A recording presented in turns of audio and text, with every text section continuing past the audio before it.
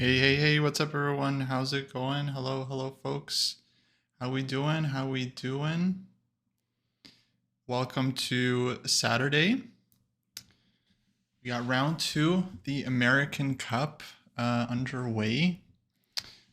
Games have basically went live about 20 minutes ago. Rounds have been starting at 1:30 p.m. local time. And yeah, I'm looking forward to watching some chess with y'all. It's going to be a casual stream. This is going to be, like if you want the official stream or official commentary, check out the St. Louis Chess Club. They obviously do an amazing job. If you want to focus on Hikaru's game, you can check out his channel as well.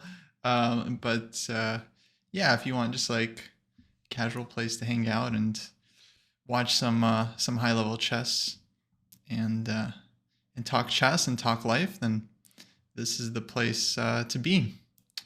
So thanks for tuning in at the start, guys. I really do appreciate actually when people are here at the beginning, because it's not fun to stream to few people. But yeah, how's everyone doing? Hopefully you're having a good weekend. I have a lot to talk about. There's a lot of stuff going on. Mostly good, mostly exciting, really. Nothing bad. But yeah, hopefully you all are doing well too. Hey, Rumpelstiltskin, Charlie, Merles, how's it going? Yeah, I know things have already started happening in the game. So this game we'll come back to, because Sevian needs to win. So this is going to be a long game for sure. Right, I noticed that the Robson Caruana game looked like Ray is just trying to force a draw from the opening, which given the format I think is a perfectly valid strategy here. And even if it's not a strategy, maybe he just wants to play, rapid chess. That's fine, because the way this tournament works is these are going to be 2-game matches, right? So they drew their first game, and if they draw this game, which looks like very likely because they just both went into extremely drawish line. So if this game ends up drawn, which presumably it will be, once all the pieces get traded off, then they're going to play a playoff later today. I think at 6 p.m. is when it's supposed to happen. So they're going to get quite a bit of a break before then. But that kind of makes sense from Ray's point of view, actually, because like he obviously probably knew going into today that he's going to force a draw. Fabi, not sure if he knew or not, right? He has to kind of be ready for both scenarios, whether Ray's ready to play or just wants to make a draw. But seems like Ray has just been preparing for the playoff.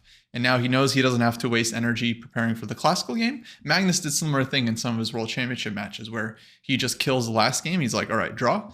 He drew the last game against Karyakin out of the opening, drew the last game against Caruana from a much better position in order to force the playoff, where he's like, all right, we're going to go to a playoff. That's the strategy. So I'm not going to, waste energy thinking about this classical game. So I think that's kind of what Ray's doing here. He's like, all right, we're just going to go to the playoff. I'm going to try to beat you in the rapid chess. And I mean, in rapid chess, of course, Ray is very strong. So, I feel like if that's where he feels like his chances are best, then by all means, it's a good strategy.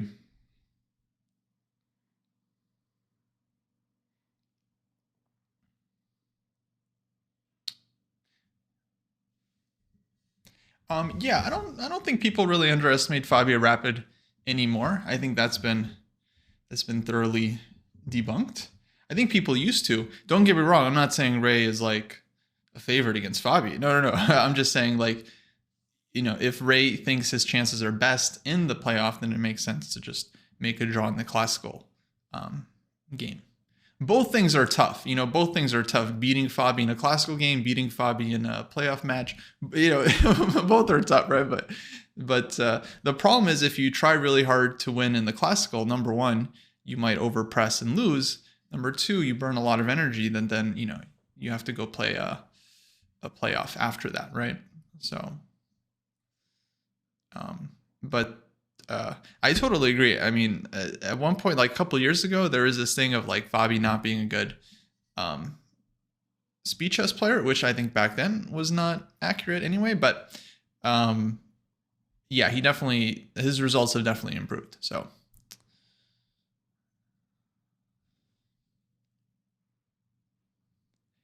And yeah, I assume black has ways of making a draw here. Maybe rook e1, check, rook a1 looks pretty solid.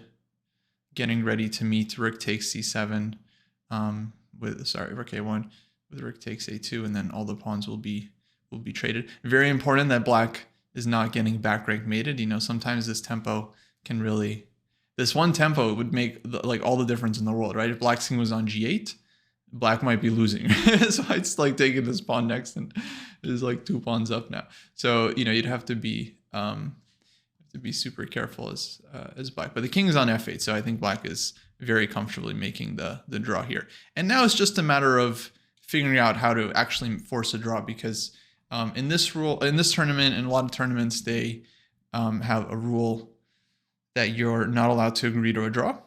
So basically, the only way a game can end is if all the pieces are traded off, or if they have some kind of threefold repetition. So, yeah. Now Fabi here is thinking. I think he's not too intimidated by what Ray is doing, but at the same time, you don't want to just like blitz out your move and then blunder something, and then all of a sudden, you know, like Ray starts playing for a win. That would be quite sad. But I feel like check in here is pretty solid.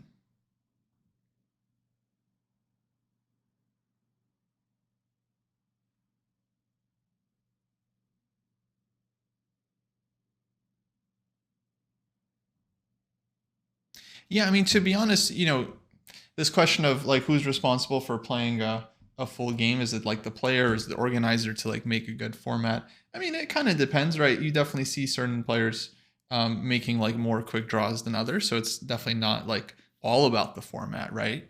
But I think when you have this format specifically, like you have 2 game matches and then it's like straight to playoff, it does kind of invite some quick draws, because it's like, if it's a longer match and you lose you can afford to take more risk, because if you lose a game, you can still bounce back. Here, if you lose a game, it's like, it's basically over, right? Your chances just go completely south. So that kind of pushes the players to be very, very risk averse.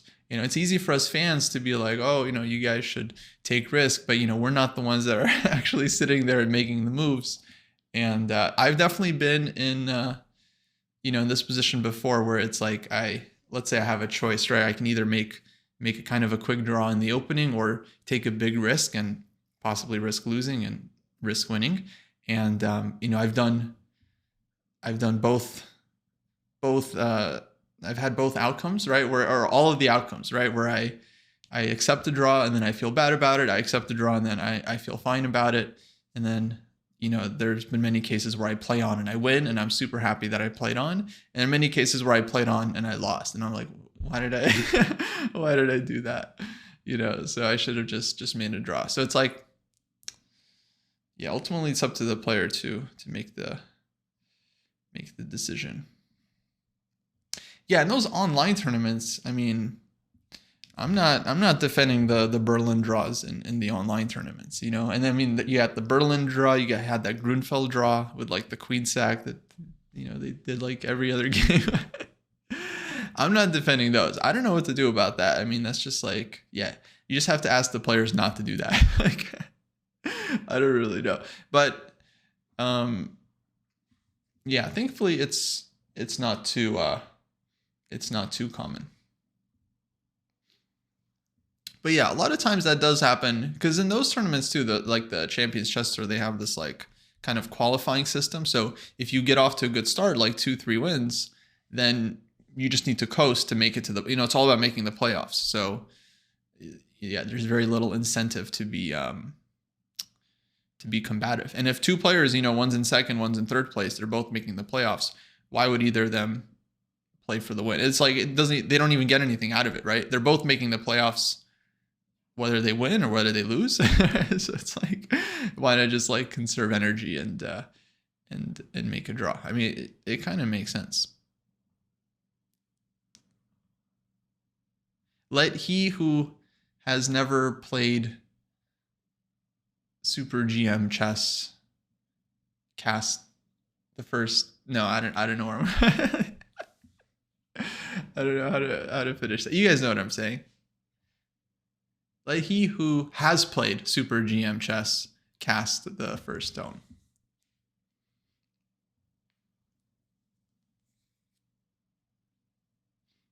Oh, see, there you go, Merles. See?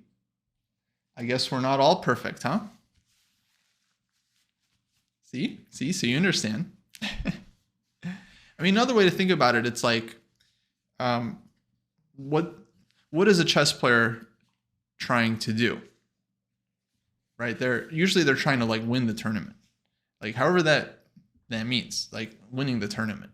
So if making a draw in the last round wins the tournament, then like that's what they're there for. They're trying to like win the tournament. But I think we ascribe this like, you know, duty to them that they have to like play really interesting chess and so on. But like, yeah, when it's all about winning, you know, it's very understandable to make strategic draws.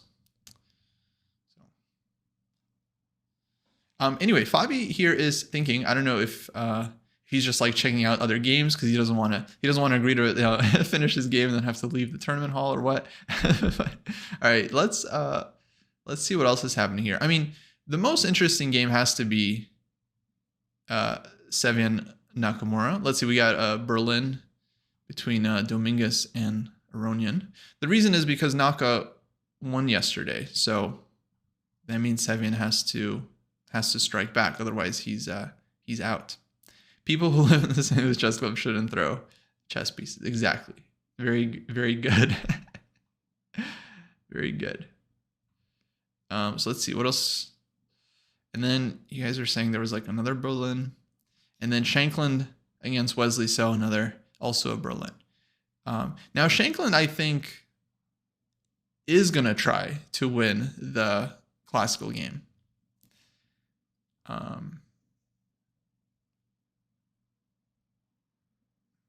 Is my feeling, because like he's kind of a maximalist, and I've never really seen him take a quick draw. I'm sure he's done it, but I really haven't seen it too much from him. And Wesley is just very, very good in like rapid time controls and playoffs. So I'm thinking if I'm Sam, like, okay, Wesley's very tough, Wesley's very solid, but you know, you have white, so might as well try and beat him.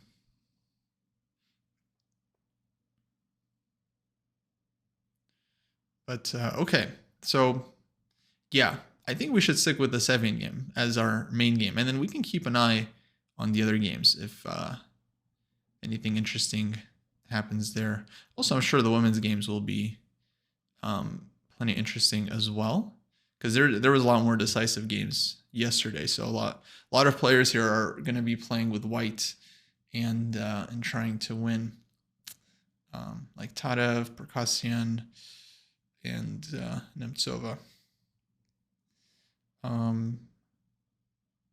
So yeah, maybe we can keep an eye on Tadev's game as well. Let me see if I can. All right, gotta figure out the screen capture just right. 1 second, folks.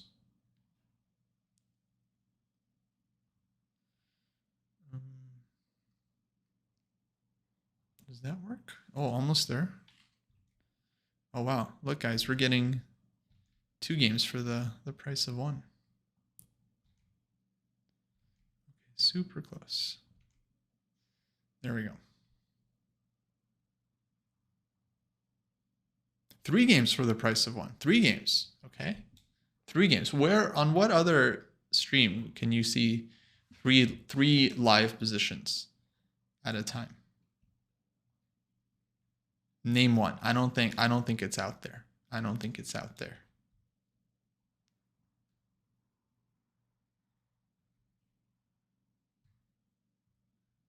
But to me, this is a professional stream.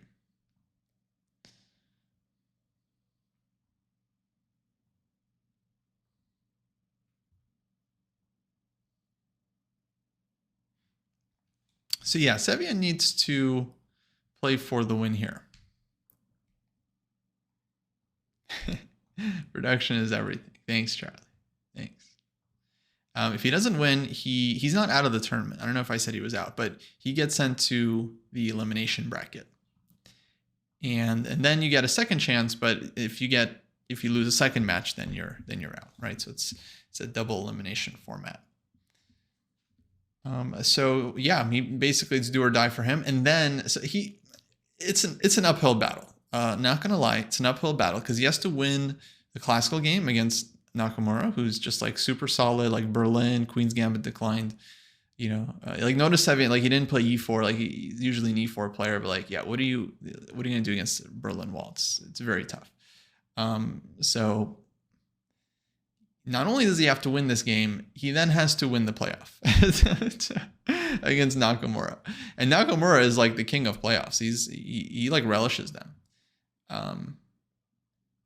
I mean, that's part of the reason why he's willing to draw so many games, because like he just feels super comfortable in like playoffs, Armageddon, like any kind of speed or rapid chess format. I mean, he's just very, very strong. So for Sevian, okay, it's well, nothing to lose. So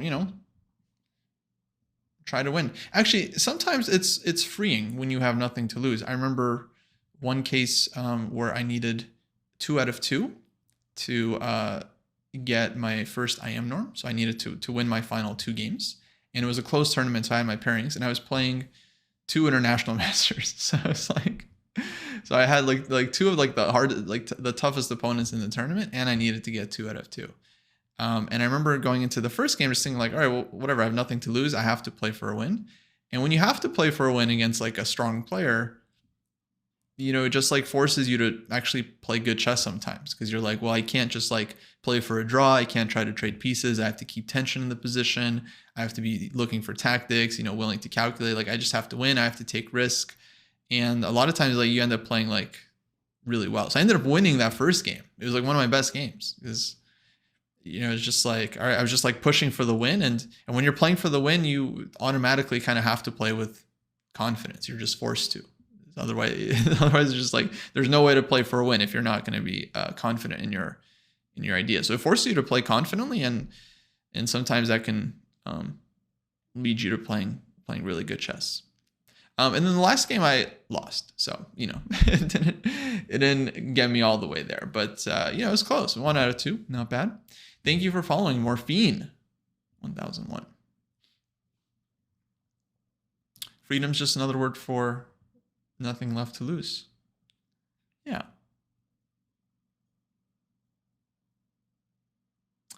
Who is that? Janis Joplin? It's very familiar.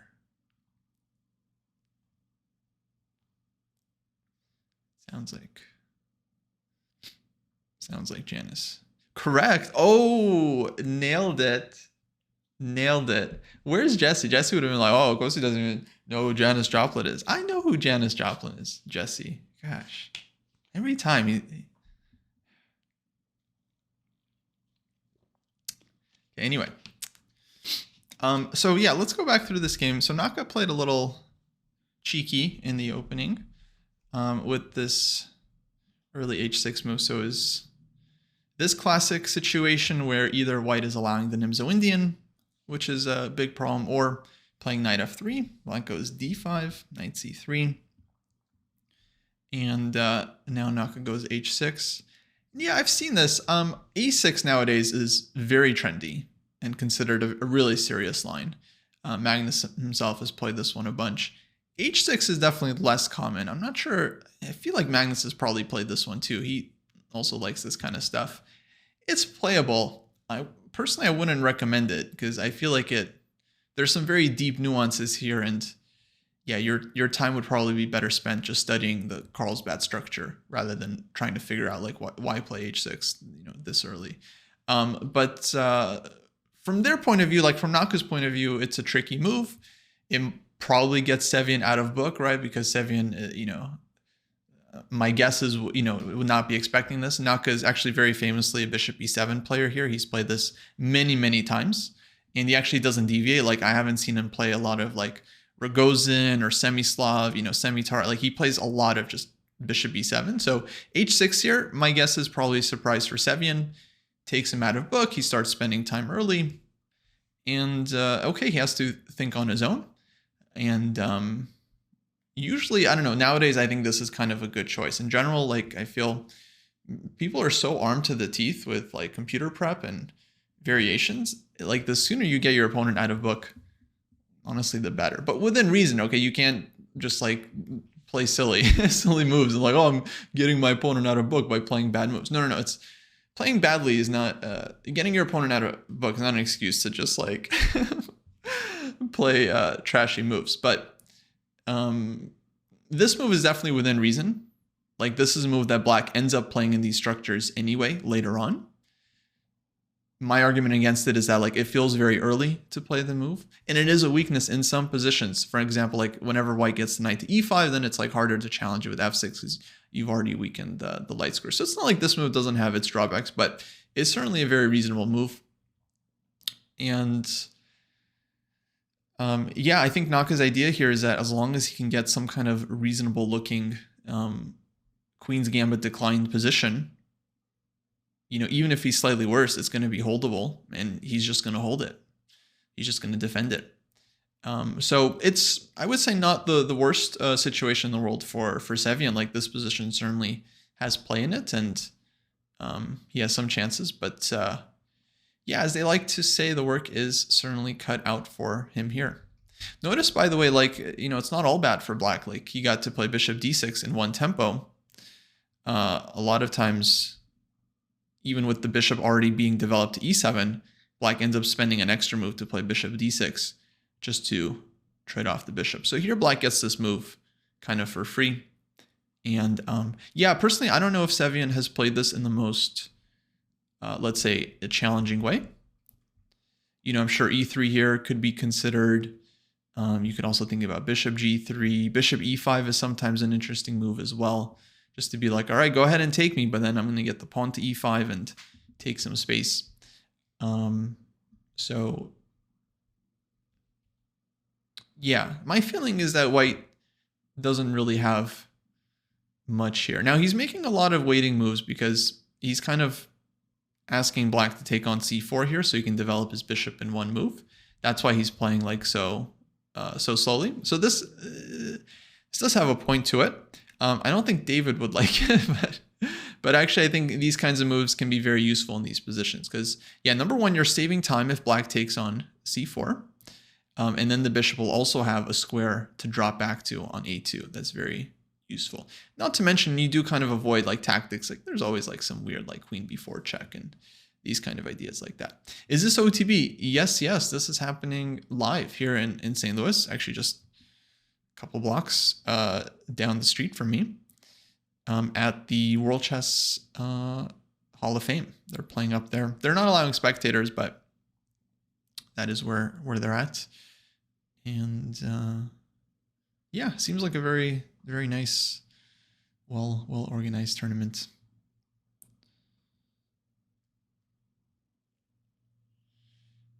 Yeah. Okay, so Naka went b6. And this is the live position. So Naka is not ready to give up this tempo. He wants to go bishop b7 first, and then because white's just going to run out of moves. You can't just play with your bishop on f1 forever. So at a certain point, white needs to either take on d5 to try and clarify the structure, or just move the bishop and acquiesce that you're losing a tempo or a half tempo. Honestly, I don't know. David and Jesse have this argument so many times already that it's making my head spin.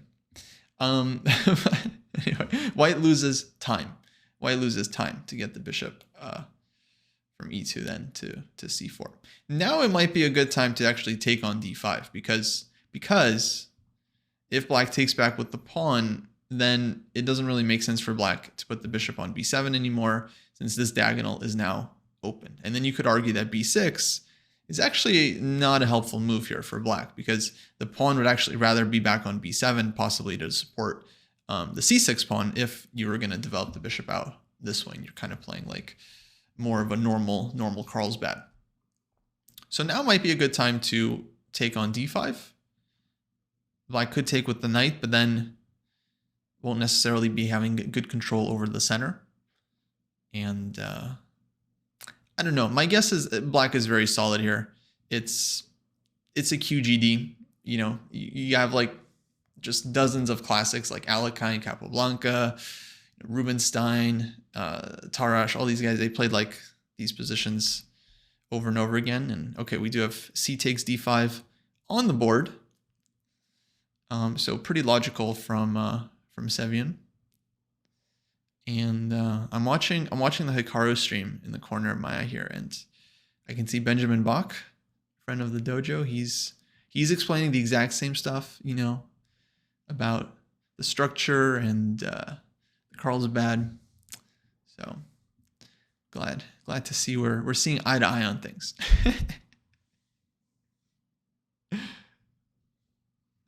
Did they finish renovations at the club? No, renovations are ongoing, and I think will be ongoing for some time. They're expanding like big time.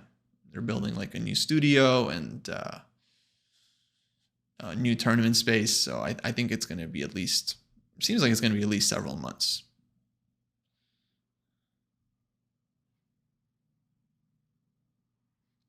Okay, E takes D5 play, and Bishop E2 play quickly by Sevian.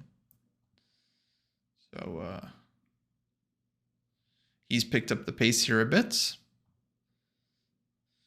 see how's Tadev doing. So Tadev, she got an open Sicilian against Irina, so probably some chances there. Katerina. Oh, you guys can't see Katerina's game, but she's doing okay. Looks about equal. Then there's also Paikidze against Zatonsky. They drew yesterday, so neither player needs to win today, which is probably neither is going to be. Well, actually, I wouldn't say neither is going to take particular risk in this game. I think, you know, Nazi has white, and she's probably going to try to win. Just in the classical game and not take it to a playoff, but there's no like urgency. So if the position is drawn, then I don't think we're going to see either player go crazy and over push. But I do feel like Nazi is probably looking to just win this one. She is up on the clock already.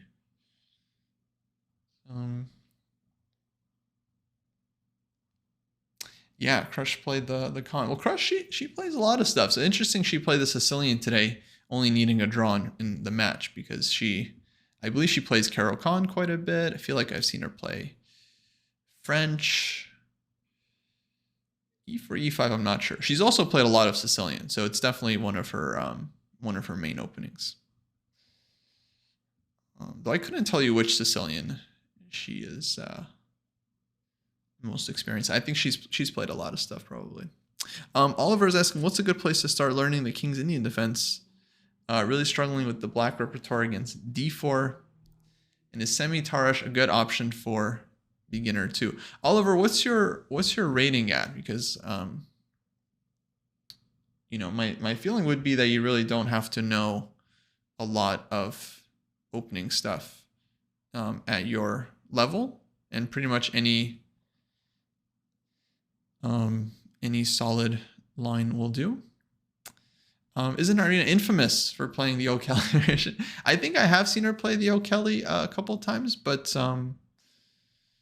I don't know if that's her main weapon. Oh, 1750chess.com. Oh, okay, so you're not like a total beginner.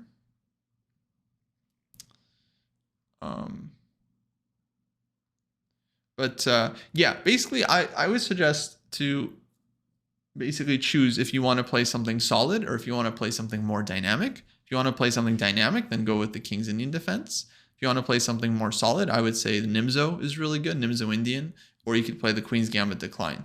That's like a really, really good solid opening as black. Slav defense too, also very, very solid. Yeah, so for the King's Indian, well, I should say one really good source is my own course that I'm working on for the dojo training program.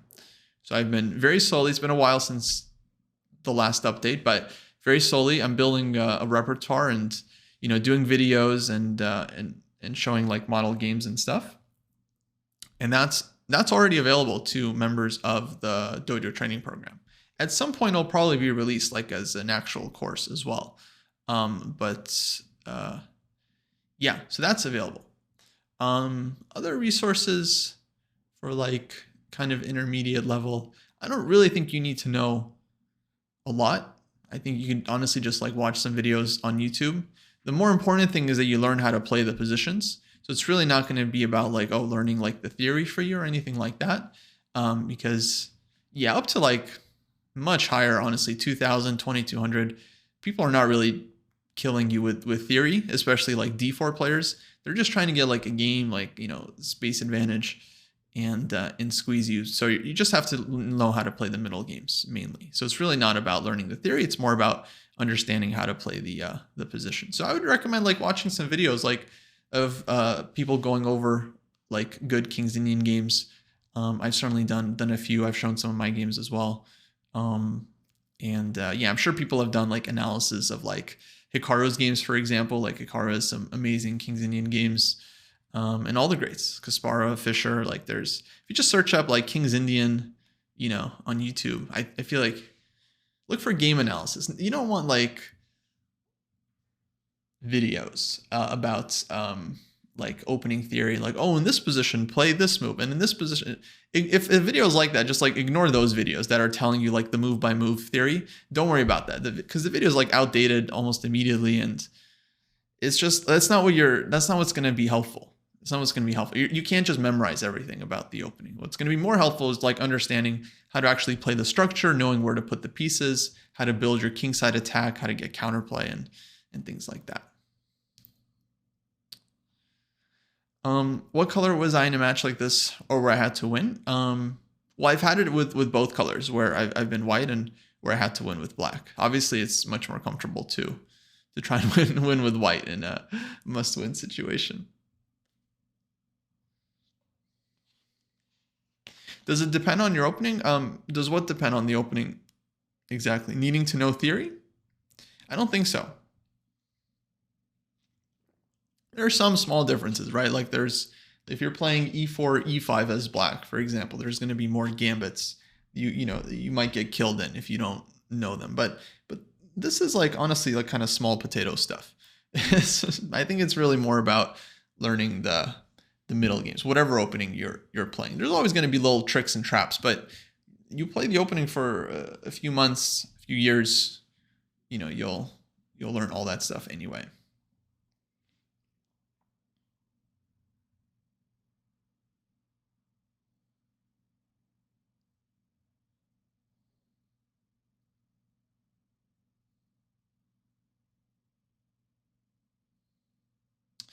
Yeah, Oliver, it's, what can I say? I just gotta respectfully disagree. I think there's some very dynamic weapons, including the King's Indian, probably the most dynamic of all. You just gotta, rather than make judgments about the openings, watch some King's Indian games and you'll see. You'll see.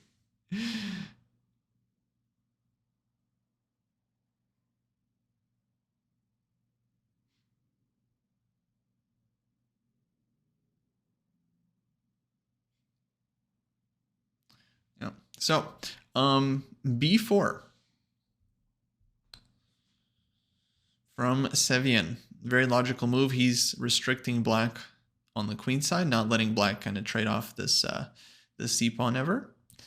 I actually like his position. I mean, I play quite a bit of d4. This definitely feels like a position I would be happy to get in a game.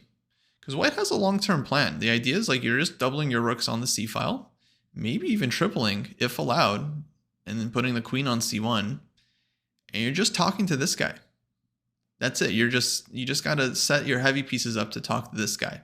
Question is always what to do about this knight. I think the knight would be very well placed on d3. So if given time, like if white can go knight d1, knight b2, knight d3 here, triple on the c file, knight comes to e5. That's really bad for black, right? That's gonna be really dangerous. Very, very dangerous. So I would say there's definitely some room to play here for Sevian. So it's not going to be a piece of cake here exactly for Naka.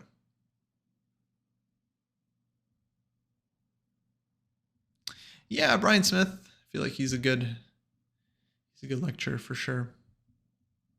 He's done a lot of good King's Indian stuff.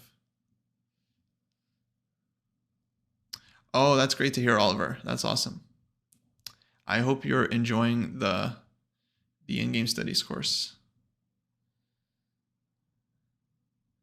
I really put a lot of work into it and really believe in it. Yeah, is it still possible for black to play c5? I was thinking about that. I feel like black would be worse here.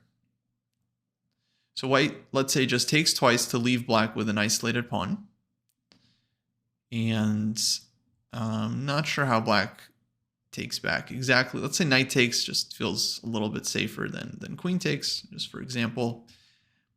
It's worse for black. It's worse. I'm not sure how much worse exactly, but typically in order to have like full compensation for this weakness, black wants to have like all the minor pieces on the board, right? So white has already traded off a pair of bishops, which is nice. There's no bishop c7, queen d6, kind of counterplay to worry about. So definitely the trade of bishops here, I think, favors white. And of course, black's bishop on b7, just a very passive piece. White's already putting the knight on d4, putting the bishop on f3, rerouting this knight maybe to e2.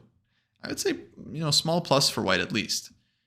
A lot of work to do before you actually win a position like this. But, if you're not willing to play this kind of structure, then okay, it's, you shouldn't be playing 1d4 because this is often like what you kind of get.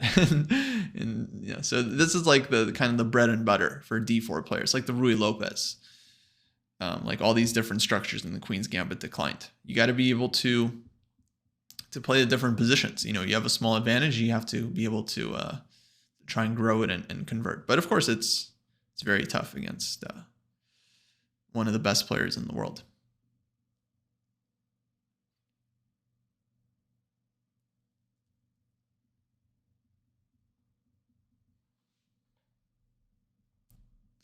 Oliver, I think he was asking about the position on the board. You're too focused on the openings, man. You're like, oh, c5, that's Benoni, right? No, what are you talking about? No, what Benoni? He's talking about the position on the board. Yeah. You gotta lose the obsession with the openings. Just pick something. Choose your favorite player and just play what they play. Easy. Done. Just find your favorite player, look at what they do against d4, and just play that. Game over. They wouldn't be playing it if it was bad, presumably. So there you have it.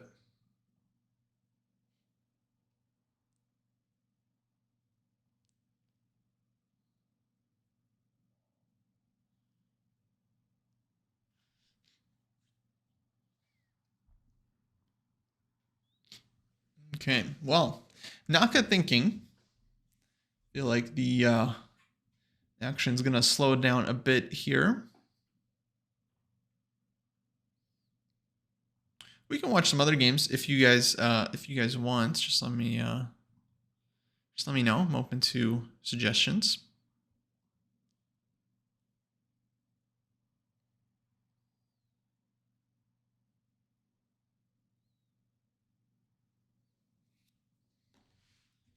Also got some lunch here. Got some gluten-free pasta with some veggies and mushrooms, tomatoes, and broccoli. It looks really good, actually. It's gonna be all right. It's gonna be feeding time. Feeding time here at the dojo.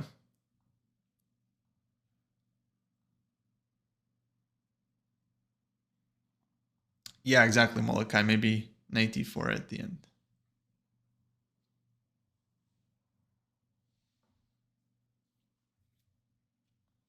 Oh, really? Only 2-3 weeks ago, Oliver. Oh, that's great to hear. Well, I'm glad you're enjoying it all. Yeah, the best game podcast was a ton of fun. I really enjoyed researching for it. I really enjoyed doing it. I'm very much looking forward to the next one. We're going to be ranking the best games from 1920 to 1972 on Friday. Well, next Friday, so like 6 days. But that's going to be tough actually, because 1920, it's like Alekhine. You got a bunch of his best games. Then you have Botvinnik. Okay, Oive as well. Oive had some really nice games. I don't know if his will make the list, but he was there too. You got Botvinnik. You have Smyslov, Tal, Petrosian, Spassky, Bronstein. Like all these players. Fischer, obviously. Fischer at the end. All these players. I mean, it could just be like 5 Fischer games. Like he's played more than 5 incredible games. So it's going to be very tough. Yeah, Larson. Yeah. So I'm not even sure like what I don't know if I even have, actually, if you guys have suggestions, I'd love to hear them. I'm not sure if I even have one, like I have some candidates, of course, but I don't know if I have one. Oh, I do have one. Yeah, I have one game that I think is like really good. I feel like, at least I'm gonna re-examine it. I don't know if it's gonna be on my list, but I'm definitely gonna look at the Botvinnik Capablanca game from Avro, I think 1938. You guys might know this game. It's like very famous. It has a very famous combination in it. Bishop A3, exactly. But the game itself is also, it's not just the combination. The game itself is also really well played from a strategic point of view.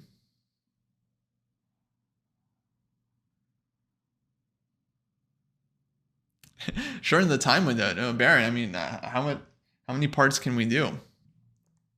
I mean, I thought it was a lot as well, but it's 50 years, and then it's 50 years from 1972 until now, right? So it's kind of, at first I thought it was too much in the modern era, because think about the next show. Think about the next show that we have to do. And then we have to compare Karpov, Korchnoi, Kasparov, all the players, that were around as well, like Ulf Anderson, Lebojevic, like all these guys. Timin, Yusupov, and then like the 90s generation, like Anand, Shirov, Ivanchuk, Kramnik. I'm sure I'm leaving out players. And then so all those, so we get 5 games for all those guys, and then you got like, okay, the 2000s, Aronian, Grischuk, Morozevich, and then Magnus, right? Magnus, Caruana, like Ding Liren, they've had some good games too.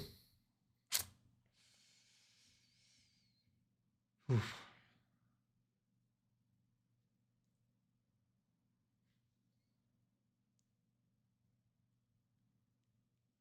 So yeah, third show is gonna be rough. I think there's gonna be a heavy Kasparov bias. Heavy. But that's just me. No, but from me as well. From all 3 of us probably. I don't know. Kasparov, he has some good games. You can't argue with quality.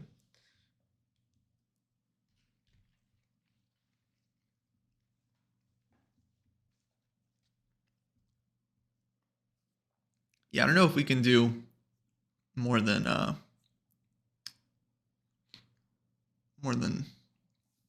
3 parts to this series. I mean, it's just too much. And then eventually we're gonna just have to do top 10 games. Get this, period. just top 10 games, period. So that's gonna be tough. There's gonna be a lot of YouTube comments. How could you guys leave out? I'm sorry. I'm sorry. Oh man. The weird thing, we have so many comments from people that are like, they vehemently disagree, but they can't all be right. That's the crazy thing. They can't all be right because they end up disagreeing with each other. right? Because, one guy was like, oh, you guys should have had Morphe higher up. One guy's like, oh, how come you didn't have a non in the top 5? Not everyone can be in the top 5, guys. So, I wish they would start arguing with each other. Who's more deserving of the top 5, Anand or Morphe? I don't know. Yeah, exactly.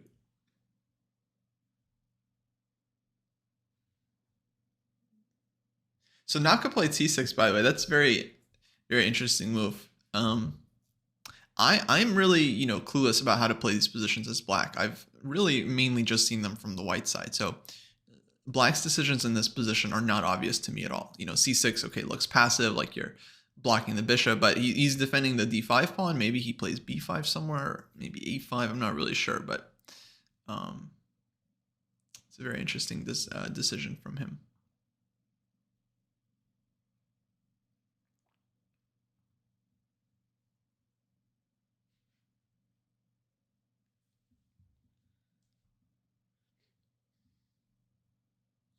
So a question about Karpov being superior to Fischer. So Karpov is considered superior in endgame and in patience. I mean, that was kind of like Karpov's signature. I don't know like how much superior, to be honest, because Fischer was a very incredible endgame player in his own right, and a very patient player too. He had a lot of just like very nice squeezes, and he often played like in a Karpovian style. So I don't know, but okay, let's just take that as it is. Karpov definitely is considered one of the greatest, endgame like positional players of all time. My thoughts, I mean, Karpov was younger, right? So the younger generation, they always learn from the players before them. And I'm sure Karpov grew up studying tons of Fischer's games because he was, one of the top players in the world.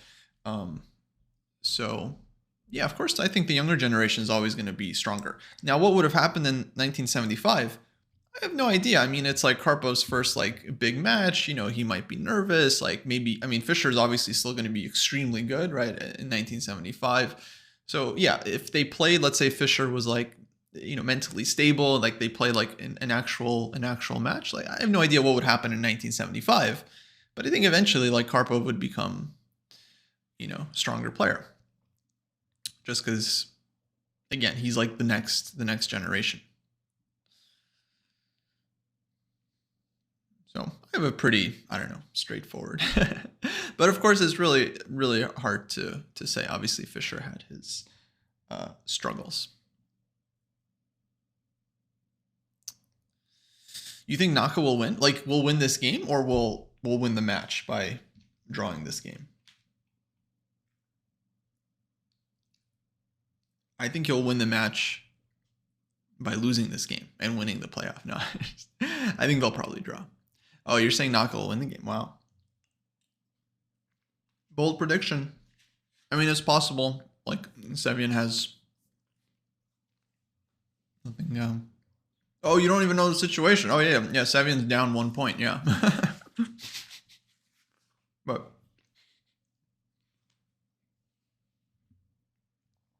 I mean, sometimes, when you're in this situation, you go crazy playing for when you ruin your position. So it has happened where a player, they end up just losing because they just take crazy risk and they end up in a lost position. And then at that point it's just like embarrassing to offer a draw when you're just like completely lost. Yeah. So Naka might win, like if Sevian ends up doing something crazy. But this feels like a very dry position. I mean, I don't think we're going to see too many crazy fireworks for some time.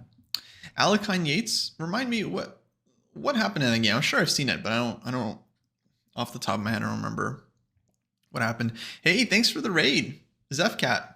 Hello, welcome everyone, welcome. We're just watching the American Cup here and talking the best games from 1920 to 1972. Because we've been doing these shows on this channel, like trying to pick out the best games of each time period. We just did pre-1920 yesterday. It was brutal. A lot of people left very upset. I don't think we've lost so many followers in one day on this channel, but we we spoke our truth. We said what we needed. We ranked the games we needed to rank.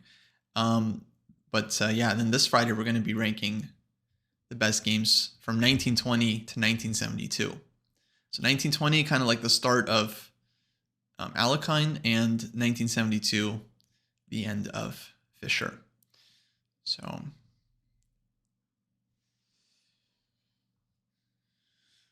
yeah, thinking about which games could possibly be the best 5 of that. I mean, there's so many good games. Do people actually have? No, I don't think so. I don't think so. I think the Best Players podcast was a lot more contentious than the best games for the most part. I mean, I think it was hard to argue with most of our picks.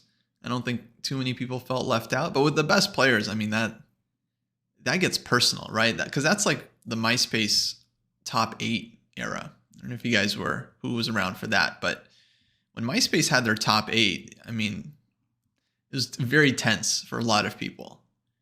It was very upsetting. If you're in someone's top 8, you're not in someone's top 8, you're number 4, you're number 6, you get demoted, you get relegated. So it's not fun to see your heroes get denigrated on stream in such a fashion. I can imagine. 2 Rex a Knight versus 2 Rex and Bishop. Yeah, I'll check it out. I feel like I'll have to have at least one Alekhine game in there. I mean, he just had like so many incredible wins that I think you just gotta put him up there. At least one game I think he deserves. My list is a little bit political. I just feel like this player deserves a game. Let me give them one game, even if I might feel like, okay, maybe some other game was like, I mean, it's impossible to say like objectively what the best games are, but I do want to give credit where credit's due. Okay, so A5 was played. He takes on B4. Now Sevian has a choice to offer a queen trade or not. It's actually like not super clear. My instinct would be to keep the queens on the board as white, so you can kind of keep more pressure. The queen on B3 is well placed. If you trade the queens off, then black's rook, gets the A3 square. So yeah, I think AB4, especially, okay, you're playing for the win, keep the queens on. And now I think we might see B5 here from black, because white, of course, wants to play B5, which is going to be very, very difficult for the structure. And if black can play B5, he's just very well set up to go knight B6, knight C4. This is an idea I'm familiar with because I have faced it many times. It's a very annoying idea, but it seems to be effective. So B5, knight B6, knight C4. And in the meantime, white doesn't have, it's not as quick for white to get the knight to the C5 square because you got to move the queen, or you can go knight E1, knight D3, and then knight C5. But still, this is kind of black's main way, I think, of making counterplay here.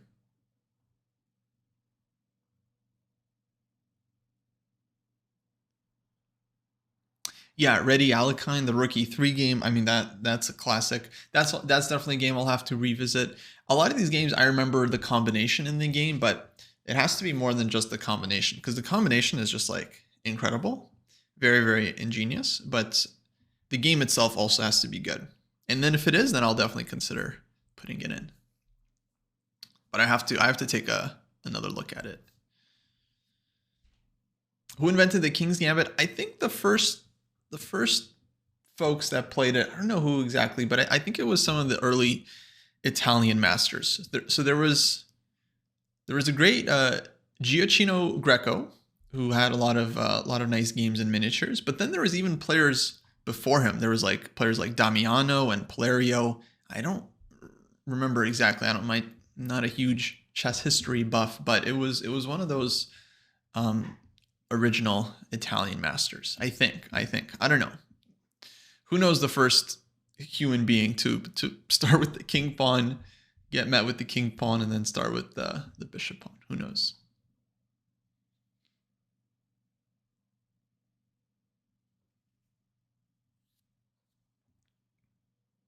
Game 16 from 85 Kasparov Karpov match. No, I mean absolutely. I mean, that game is just like has such importance, right? That it like, to me, that definitely adds to a game. If a game is played with really high stakes, that adds to the quality of the game, because it's harder to play good chess when there's like a ton on the line, right? Like take risk and like play like a sacrifice or some beautiful idea. Like it's much harder to do that when you're playing for like world championship, Olympiad, right? So I definitely value games that are played at just like the highest of levels. And the fun, like playing a nice game in like the last round of a tournament, or like the last round of important event, or last round of world championship. I mean, it's like, it's just legendary. You know, that's how you get this like cult classic around the game, is that it like just happens at such an important moment.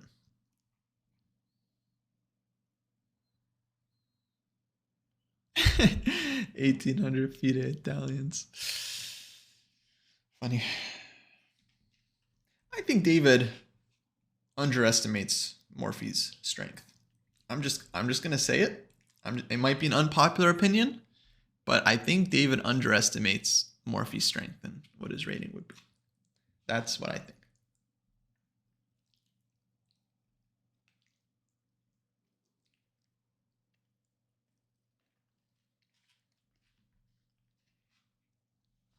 Hey, we got a follower. Thank you for following Lasker, baby.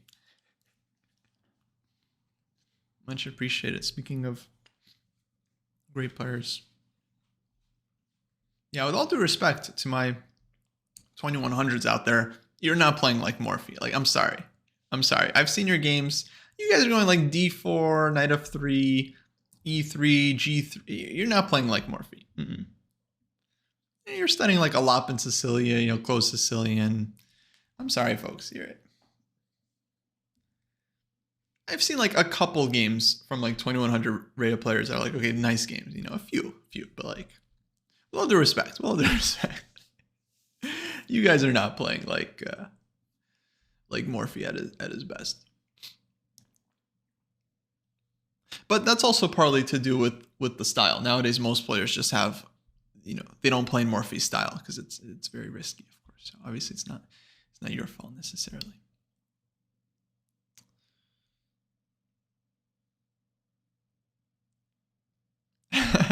Yeah, Jesse's list will be interesting. So you know what? I mean, this first show, I think, not surprisingly, but we had a lot of agreement, right? We had like the Opera game, Immortal game, Battle of Hastings. You know, everyone put the Steinitz game on there. So we had some very reasonable agreement, I would say. For this one, though, I mean, I don't think we're going to have 15 unique games if we all submit our top 5. But I think we're going to have, I feel like we're going to have like at least like 12. I mean, actually, we should probably talk about it, because we should make sure like we don't just have like just wildly different lists, and then we can't rank them at all. It's very tough. I mean, we'll probably overlap on players. Like, I think we'll all have a Fischer game, you know, maybe more than one. But yeah, which Fischer game though, right? Like, what's the best Fischer game? There's like, you know, game of the century, like that's good, but is that really like, oh, greatest game of all time? I mean, it's good, it's really good, but I don't know. What game is this? Is the game between Sevian and Hikaru from the American Cup.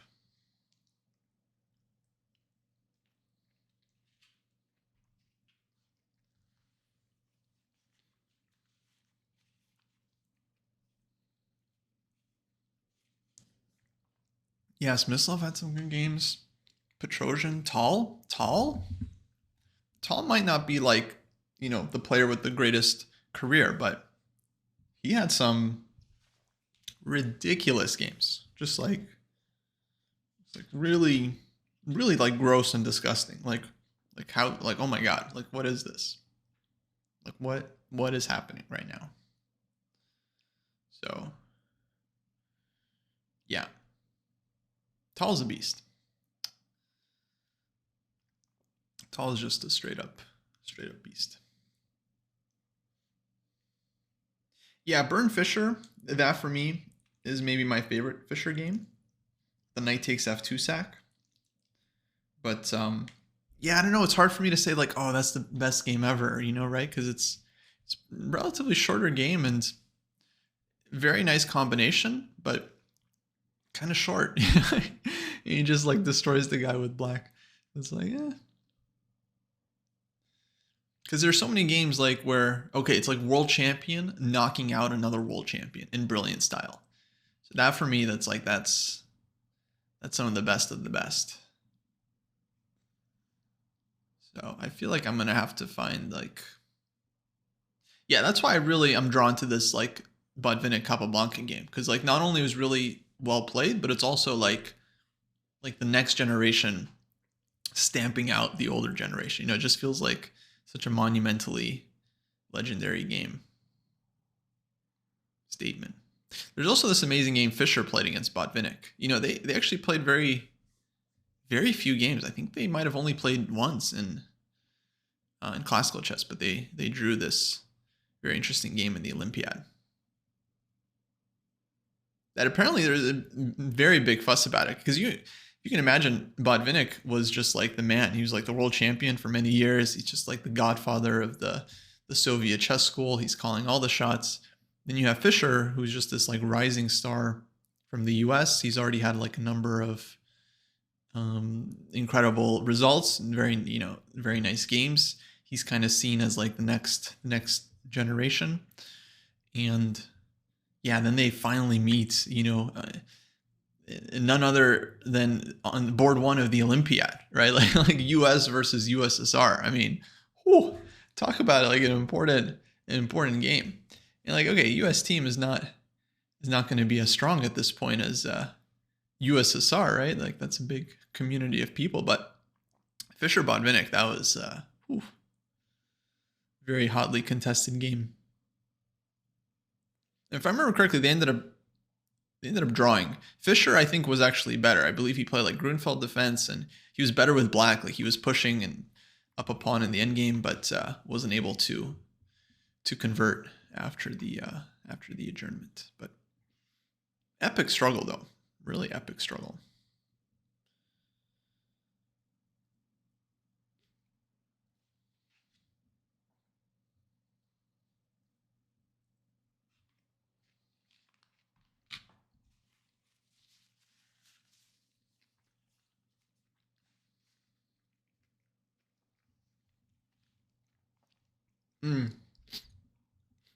Botvinnik tall, sure.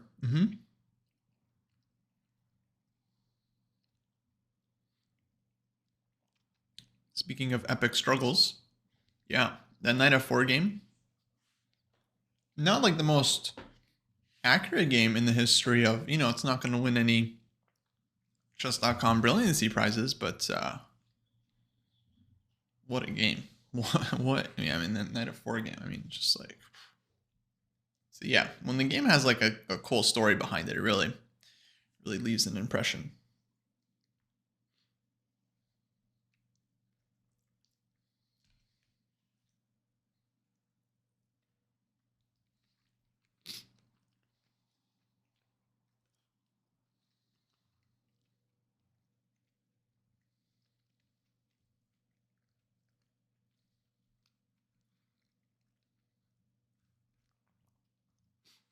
Thank you for following. Oh, I realized we never shouted out Zefcat. I'm sorry. You guys should go follow their channel if you haven't already. Fellow chess streamer.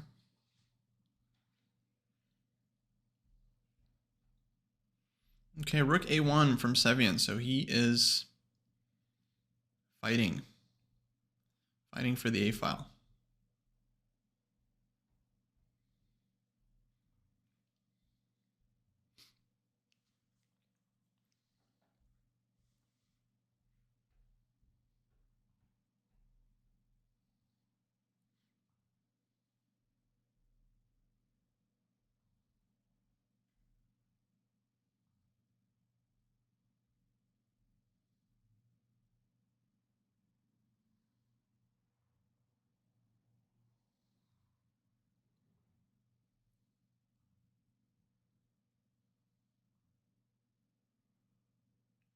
Oh boy.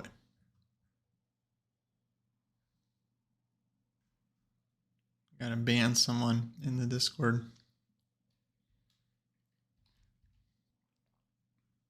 And they're gone. Can't find them. Never mind. Jesse's like, how are you so busy? How are you always so busy? I'm like putting out fires in the Discord like 24/7. It's a lot of maintenance. It's a lot of maintenance. Oh, I actually want to have their stream up. They're watching the Tadev game. Yeah, Tadev also needs to win. Their game is developing pretty slowly. They're just getting started in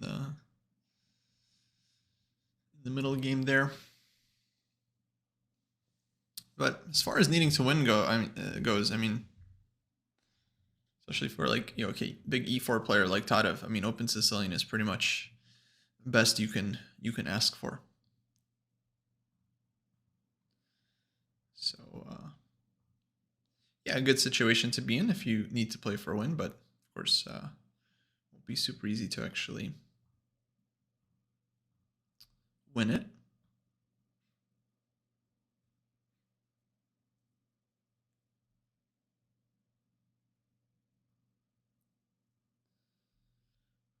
Okay, let's see. What else is going on here? Let me scroll up a bit. Oh yeah, we have these like Berlin endgames. Honestly, nothing super interesting happening that I can see. Almost there. Bravo. Okay. So Sam, he's got this rook endgame now against Wesley. It's feels very drawish. I mean, I don't really know, but just kind of feel like Wesley probably knows what he's doing.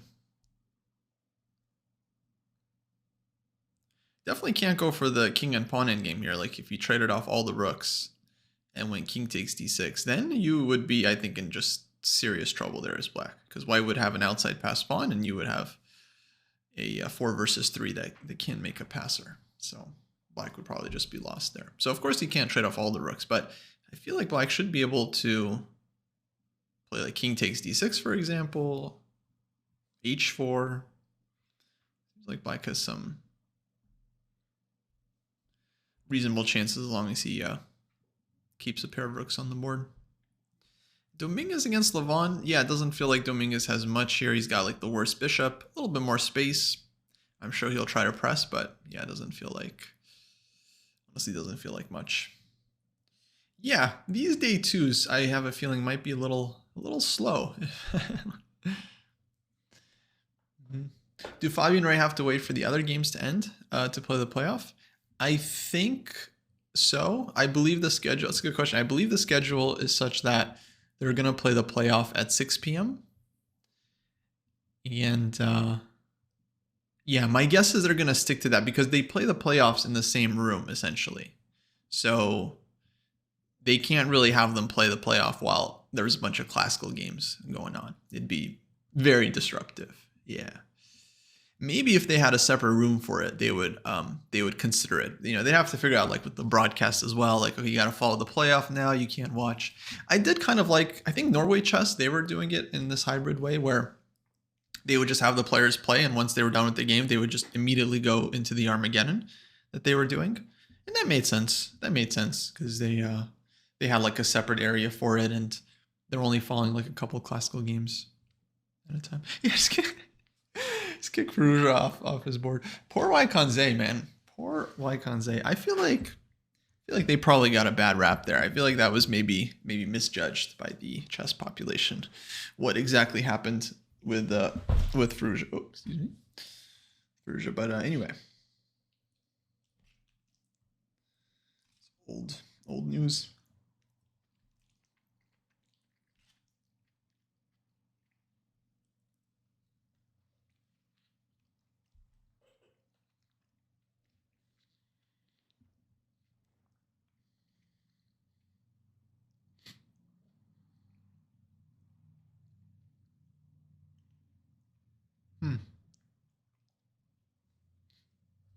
Someone in the St. Louis chat is saying that Alice Lee is GM strength.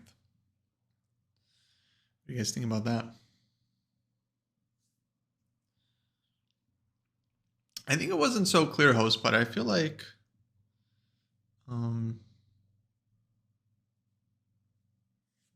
there was more to the story. But I agree, optically it didn't look great. Hey, we got Falk. What's up, Falk?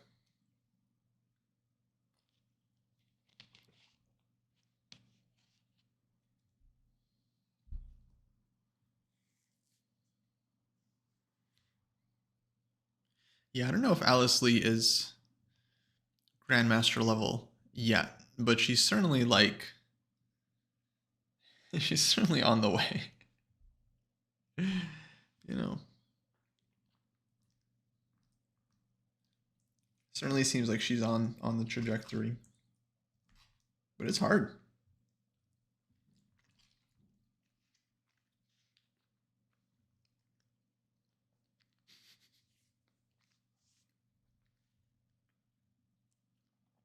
Yeah, she's gained 3 elo since we started this conversation.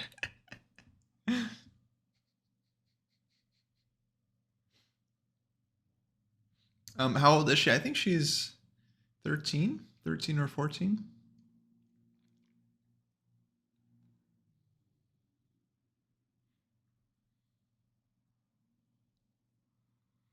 Yeah, I mean, okay, she still certainly makes mistakes and has weaknesses, but she's already gone into a very high level at a young age. So anyone that does that, I think, has like tremendous potential.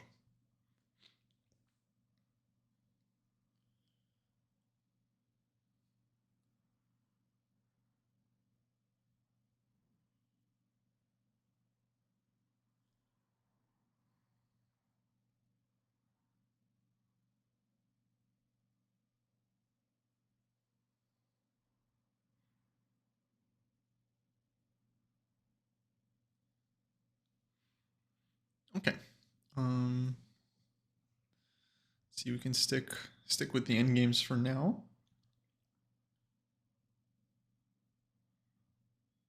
They're looking at the Kavutskiy Zatonsky game. Looks like a Catalan, and Anna is down. Anna is down to 27 minutes, and she just played Rook A7. Oh yeah, Anna's very strong, but like I don't know. I just feel like she gets into time trouble a lot, and yeah, seems risky. And it's like it's basically like the opening, and she's down to like under 30 minutes. And it's a 90 plus 30 game. Yeah, that seems bad. I think Nazi might just win this game just based on Anna's time trouble. Also, the position looks good. We can just take a brief look at it, but position just looks good to me.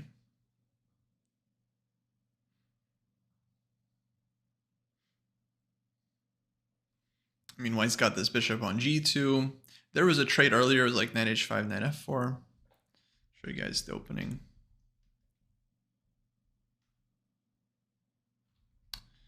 This is just a bishop g2, castle, so early queen c2. Some opening idea here.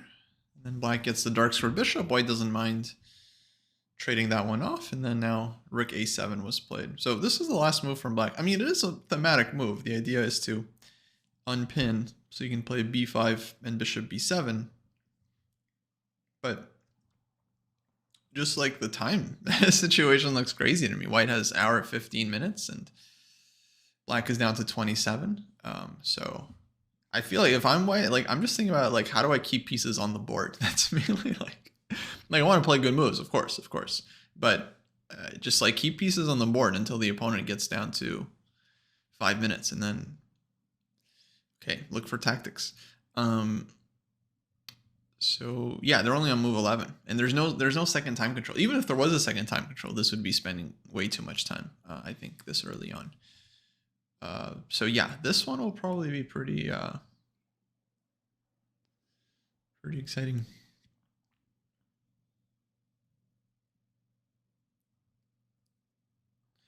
Well, don't put the idea in people's heads, Molokai, you know?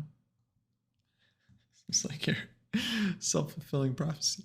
How does she compare to other top talents in terms of rating and age? I'm not really sure, to be honest. I don't follow the juniors that closely.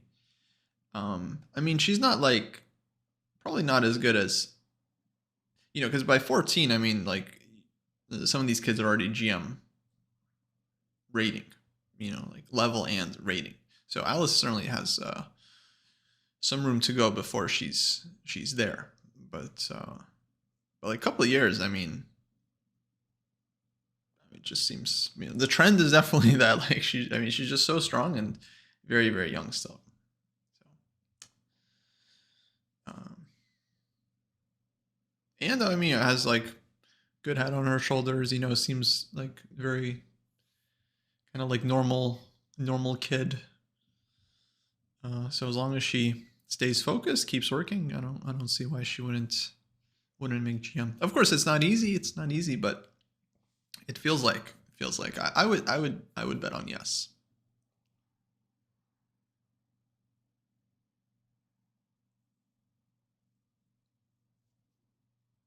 Well, it seems strange that someone used so much time on moves. Typically, yeah, typically on the count line. Yeah, well, some players are just. I think there's no better phrase for it. They're just time trouble addicts. I mean, actually, I feel like there's. I don't think they're addicted to time trouble. I don't feel like they enjoy it. Honestly, I never actually. I don't really get how it's quite an addiction. I don't think they're like seeking that thrill exactly. I think a lot of players are just indecisive, but yeah, the point is that some players, they often get into time trouble. So Anna Zatonski is one of them. Grischuk is, of course, famously often getting into heavy time trouble.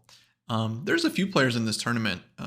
Robson for some time had a really bad habit getting into time trouble. I feel like he's gotten better since, but he used to be just like every game he's like down to like 4 minutes and his opponent still has an hour, and it was just hard to hard to watch, you know. Um, so yeah, I think it has nothing to do with the position. You could have like just the most typical position, and these players will find a way to spend their time. Personally, I don't get it. I'm the exact opposite. You know, I try to play practically. I play quickly. I make mistakes because I move too fast. Yeah, that's just how I would rather have that than being in time trouble every game and um, you know, having to deal with that. What's the match like in Aronian Dominguez? Do you mean the match score? They drew their first game, so everything. If they draw again today, they're going to playoff. Or did you mean like what's going on in the position? Because honestly, I couldn't tell you. White is a little bit better, but probably not much.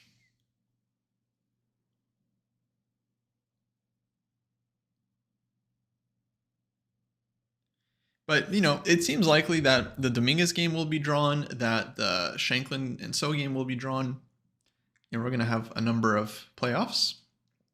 And Ray is looking pretty smart right about right now, right? He's like chilling. He made his draw. He's done.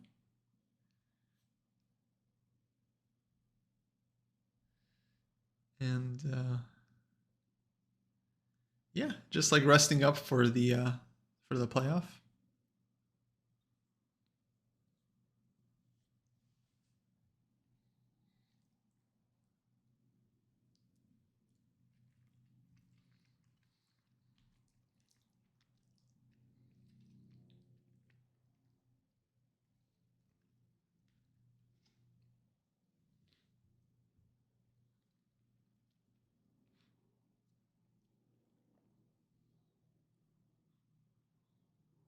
So Rook D1.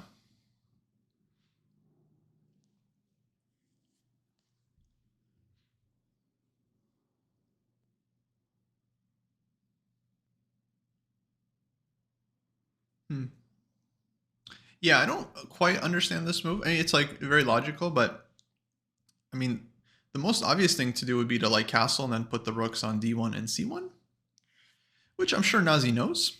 So that's what makes her move interesting, because it means she has some other idea. Maybe putting this rook on g1. I'm not sure. Or maybe she just wants to keep that option open.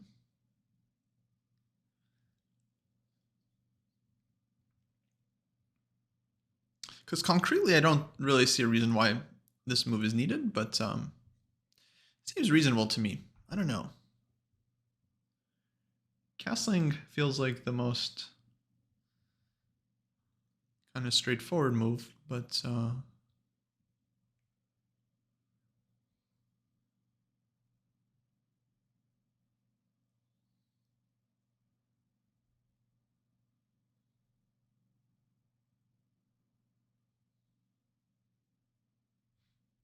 yeah, I don't know. Rook d1 certainly seems possible. And yeah, Anna, I think she had like 27 minutes when she started. Now she's down to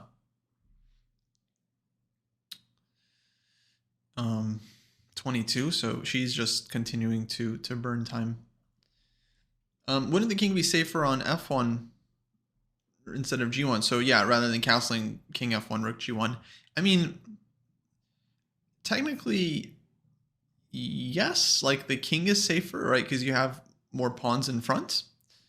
But the other benefit of castling is that you connect your rooks. So when you play king f1, rook g1, it's not just about the king isn't necessarily safe, because I would agree here white's king is really safe, but you're also not able to play with your king's rook on the queen side, which is often what white wants to do in the Catalan. Like they want to put pressure on the C and D files. They want to make it hard for black to develop the light square, the minor pieces here. And so the rooks are really well placed on C1 and D1. So yeah, so it's not just about the king, but it's just more about like where is the rook going to be more effective. Yeah, no, you could double the rooks on the G file. I mean, it's certainly like possible, and could be good. I would say it's a decision that white has to make, right? It's like there's pros and cons, like with most things in chess. The advantage is you might get a strong kingside attack, right? And if you got a strong kingside attack, then you just win the game. Black goes g6, go h4, h5, like light them up. Wow, queen h4. Now that's a move. That's a move I was not expecting. We'll talk about queen h4 in a second. But yeah, the drawback to doubling the rooks on the G file is that you're committing to the kingside attack. So if it doesn't work out, then black probably gets b5 in, c5 in, they get their queenside counterplay. And then if they get their counterplay in time, then your pieces might end up being misplaced. So yeah, of course you could consider launching an attack here, but yeah, it comes with a lot of risk.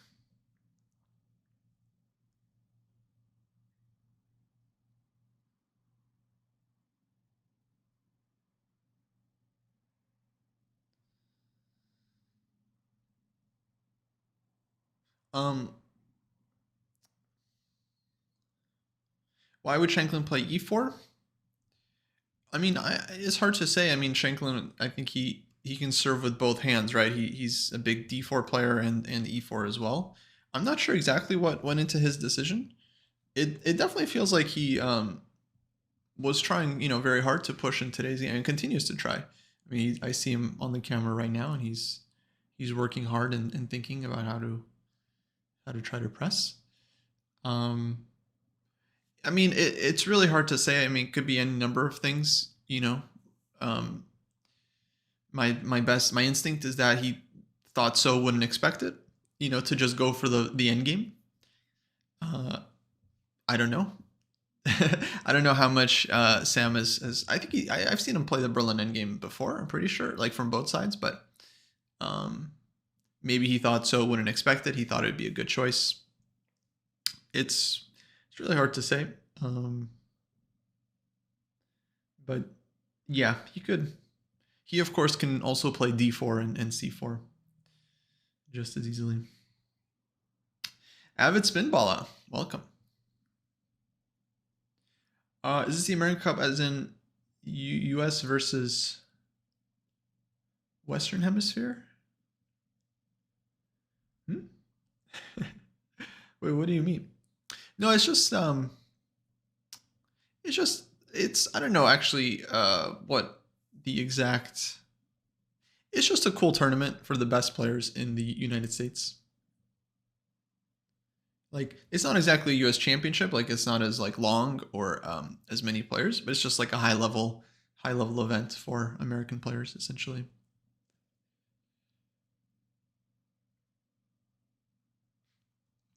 Avid Spinballa, what's up?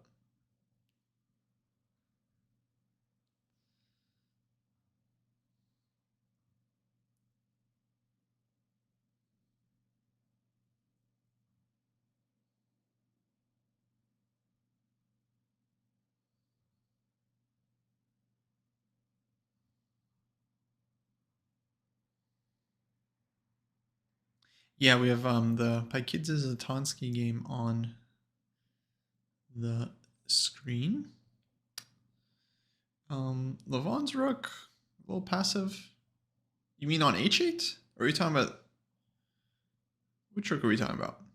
I feel like his rook is okay. So yeah, in this game, Zatonsky just played queen h4, which is definitely not a very obvious move.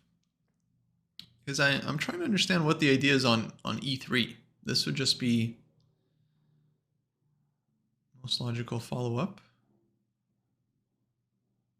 Was she really maybe afraid of this like rook d3, rook g3 stuff? So she's trying to provoke e3 to block the third rank?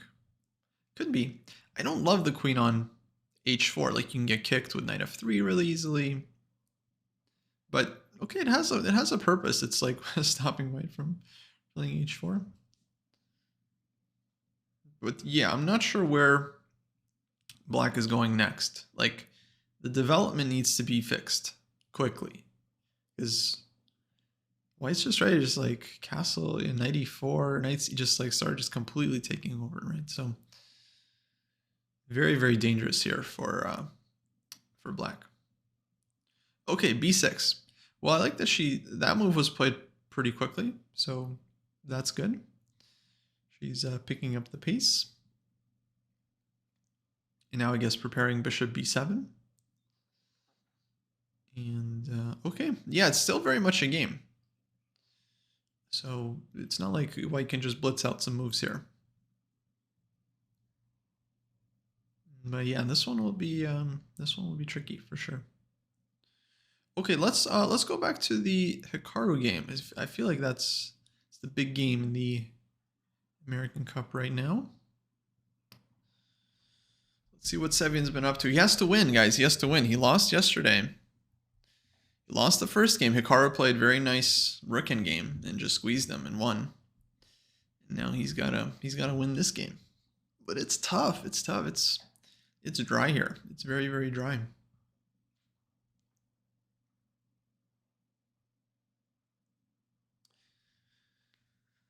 Oh, does white need to castle? Yeah, in that position, actually, we talked about it, I think, just before you arrived. Castling, it's not just about the king safety. I don't know who needs to. Maybe I need to make another short about this. Maybe I need to make a short about this or something. Castling is not just about king safety, folks. Castling is about connecting your rooks and getting your rook into the center and into the game.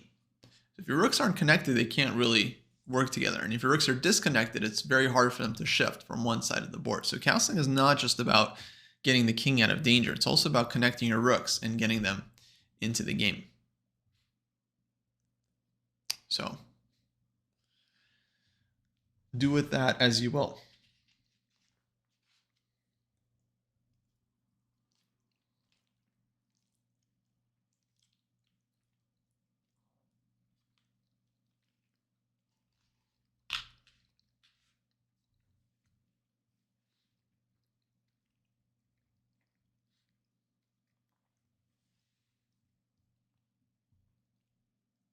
Yeah, we talked about that too. You could try to commit the rooks on the G file, but it's very committal. So if it works, good. If it doesn't work, then you're going to get killed on the queen side because your rooks have left the situation. So it kind of depends on how much risk you want to take.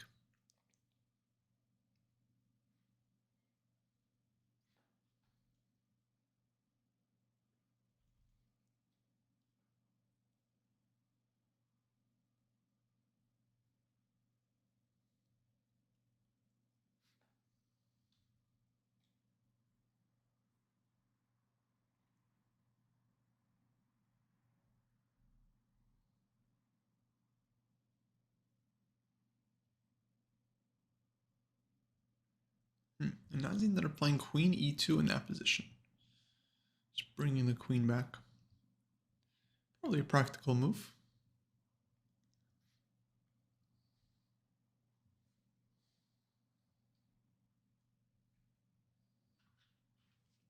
All right, I'm gonna keep eating my pasta here. You guys speak amongst yourselves. Is that okay to ask?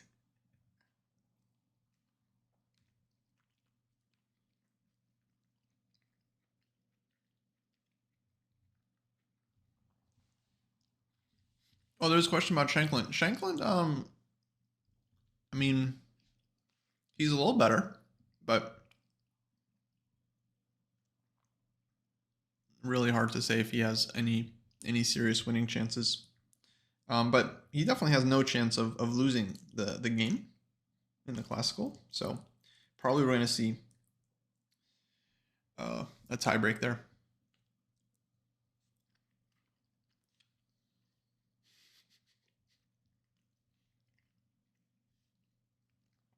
Don't worry about subs, guys. We don't have any subs. Don't worry about that. I mean, do worry about them. If you guys have like a Twitch Prime, and you know, if you're doing like Amazon Prime, if you have Amazon Prime, you have to, I think, you get a free Twitch Prime every month that you can use on your favorite streamers. And but I think you have to do it every month. So it's not like a subscription. But yeah, actually that's a great point. Subscribing would be a good idea. Yeah. Thank you, Smart. Appreciate it. 25 months, man. Awesome. Wow, 2 years. Sick. Subscribing would be a good idea. I mean, we run this Twitch channel, we do the YouTube channel. You know, we're essentially not really making a lot from Twitch or YouTube at all. Last year we ended up making like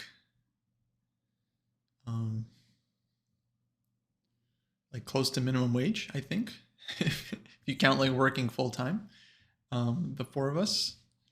But most of that was due to the training program, not because of Twitch and YouTube. But if you want to support the channel, then of course a great way is to subscribe on Twitch. You get no ads. You get to help us out a bit, and yeah, you get access to emotes. I mean, it's just no brainer. If you're watching a lot of dojo, you gotta subscribe, or at least force your friends to.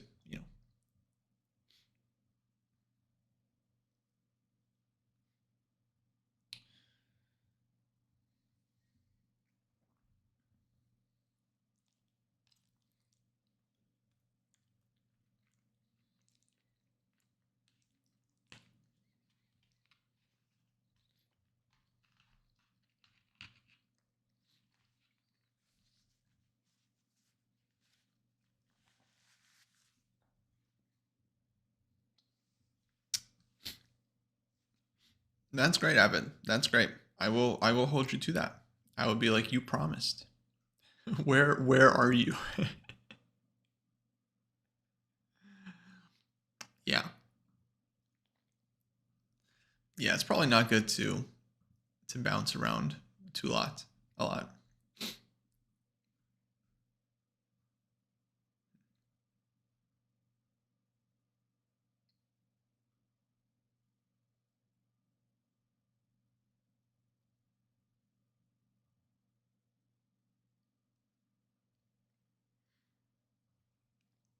Okay, Sam. He's down to 33 minutes here.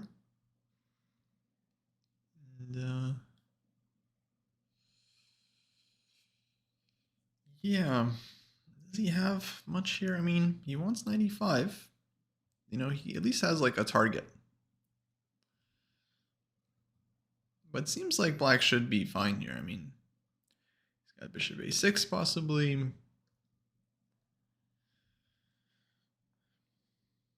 Bishop c8, bishop e6. Feels like it should be holdable. Is black better? I wouldn't really say black is better. I would probably just, you know, because you have to look at more than just the pawn structure. Like white is definitely more active. White's bishop is better than the bishop on b7. So, yeah, I'd be hard pressed to say that black is better. But I think that black should be fine though. In part because white has some weaknesses too.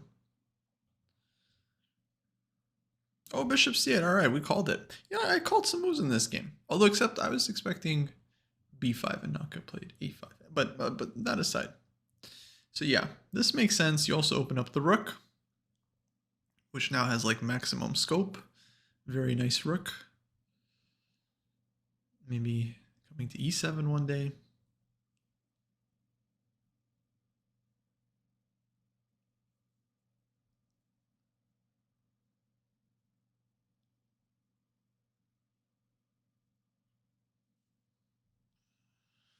Yeah, not easy. Not very tough life here for Sevian. It's really hard. he has to win, but like what do you do? What do you do? I think d5 is just kind of like overextending the pawn. Black will play c5 and I don't think white gets anywhere. Maybe b5, but probably then c5 anyway. And okay, maybe there's some tactics here. Takes, check here. Is anything for white? Not sure that it is. Bishop d3, there's queen takes e3, right? So here it's kind of, the weaknesses are starting to rear their ugly head. So this, I think, would be very unclear. In fact, I would start to like black if I don't find a good move here for white, you know, because black's play, I think, is actually very, very annoying. Maybe queen d3. I don't know. But that's one possibility.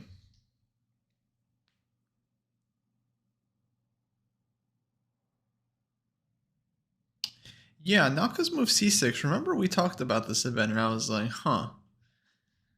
Like that's probably a good move, but it's not obvious at all to play it. You know, you put your bishop on b7, but actually this really blunts white's like plan of tripling, and yeah, then he got his a5 counterplay.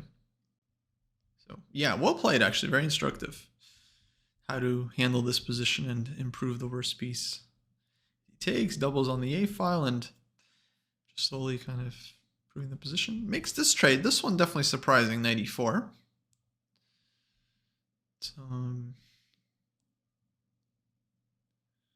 Yeah.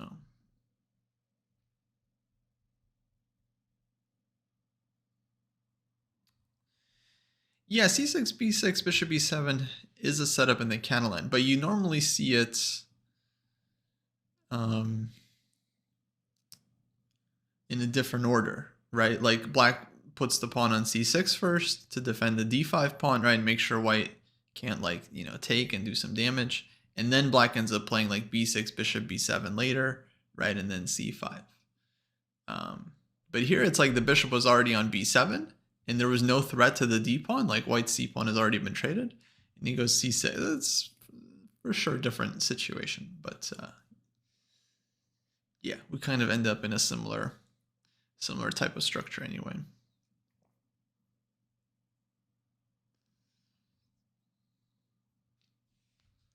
All right, here and queen c2 played from Sam. Okay, queen c2, game continues. Black to move.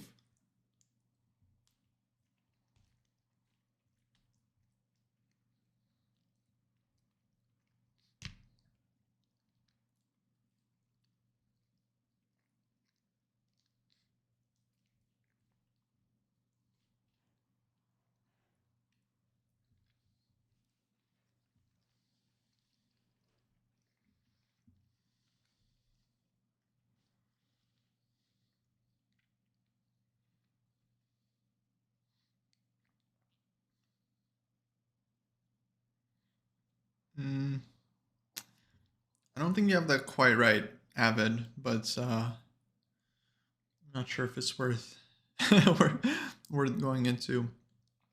Catalan, it's an opening. It's an opening where white fianchettos the light squared bishop and goes d4, c4, and black has a lot of different setups against it. Fianchetto is more of like a general thing. It's just called putting your bishop on, d squares. But Catalan is like normal opening, of course. Like Sicilian, Grunfeld. Wuss opening? What? Excuse me. I don't even play Catalan. Now I'm offended. I don't even play the Catalan. Wuss opening. No, Catalan is good. Catalan is solid, dude.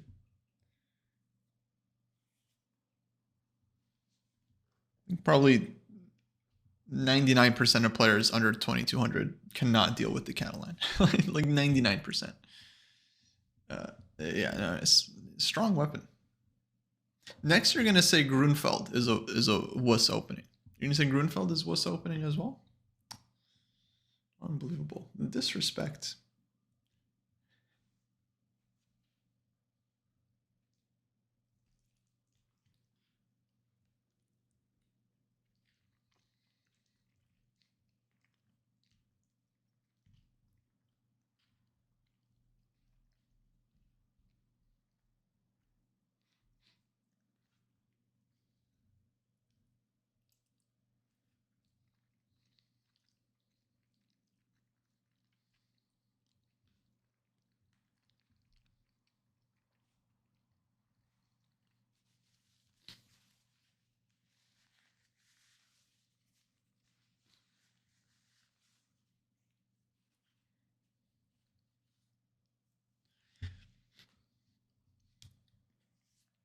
Yeah, no, it is very easy to play.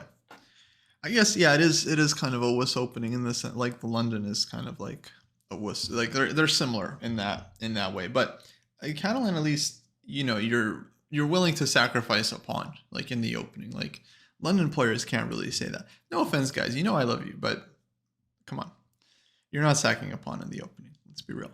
Let's be real.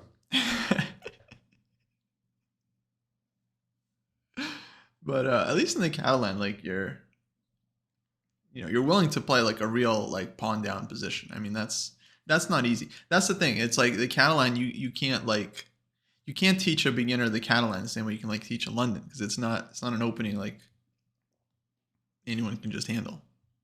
I think it's easy to play for experienced player, but yeah, I wouldn't recommend it for anyone under at least like 1800.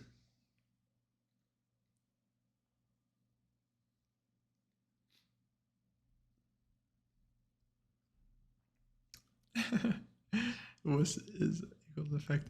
Like some openings are just more annoying than others. Evan's Gambit is pretty annoying at certain levels.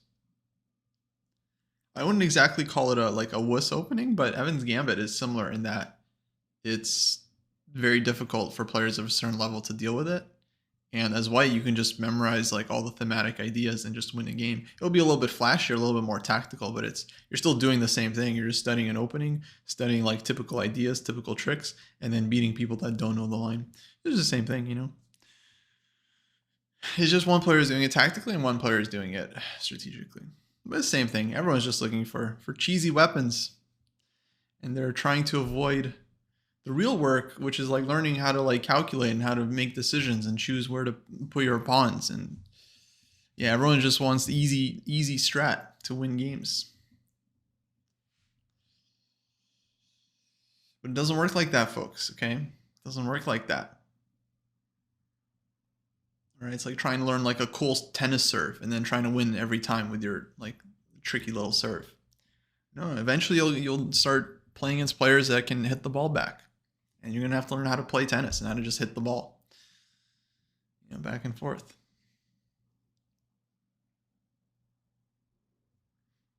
Yeah. So now bishop e5 could be an idea, for sure. Obviously the knight is hanging, so black has to do something about this guy first. But I mean, bishop e5 can always be met with bishop d7. Yeah, so I'm not I don't know if it's like such a huge problem.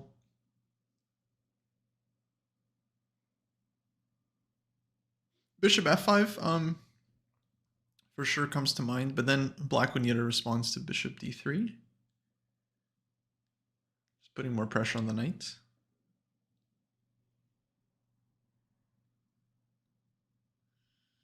I feel like rook e7 is a very logical move.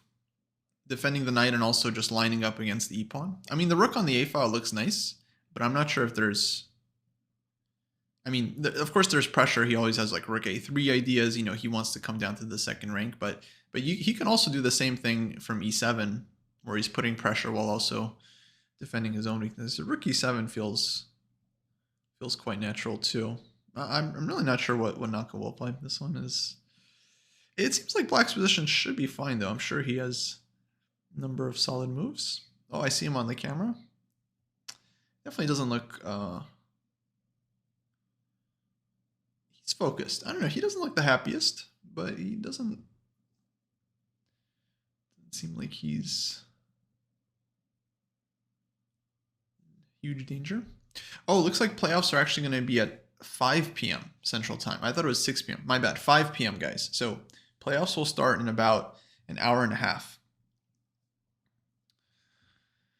Providing that the games finish. If the games run long, then they'll probably delay it. But provided that the games finish, they'll go to playoff. But 5 p.m. feels a little early. Like, there's no guarantee that this game will be done by 5 p.m. Not at all. Like, if it goes the distance, get some rook and bishop versus rook endgame. So I wonder how they're going to do that, because I feel like they're going to want to split the classical and the playoffs. I guess we'll see. We probably won't stream the whole time. I think I'll close out at some point, maybe once this game is a little bit more clear. Probably maybe we'll go until the playoffs or so, and then raid St. Louis, so you guys can just watch the playoffs live, because we don't have cameras here. I mean, it'd be more interesting to watch the broadcast on video when it's going to be the playoffs. So, yeah. Oh, and then I have a report to write, so I'll need to watch myself anyway. Try to get it done quickly. Okay, let's see what's going on in the rest of the games. So Shanklin, so not much going on there. I think it's probably going to be pretty drawish. Dominguez, Aronian. Oh, they traded rooks. Yeah, that's just going to be... I mean, it's not like totally over. You still always take white, but can't imagine a lot happens.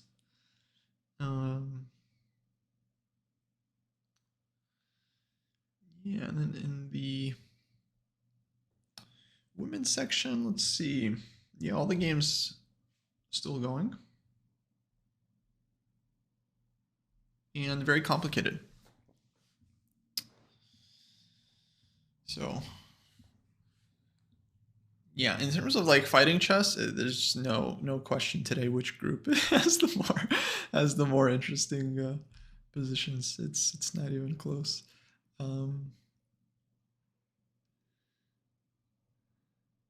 But these 2700s, they're just they're these 2800s, I should say. Their repertoires are so solid. Yeah, rook e7 95 for sure. Maybe something white considers.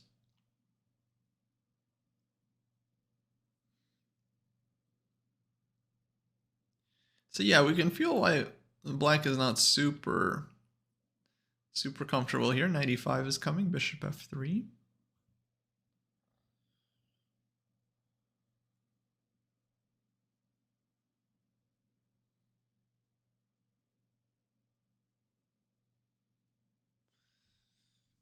Yeah, I don't know.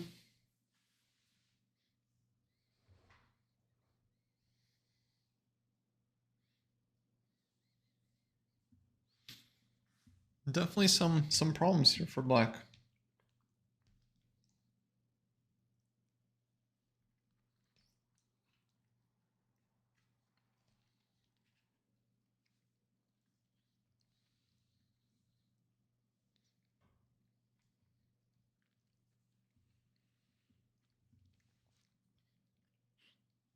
Okay, bishop f5.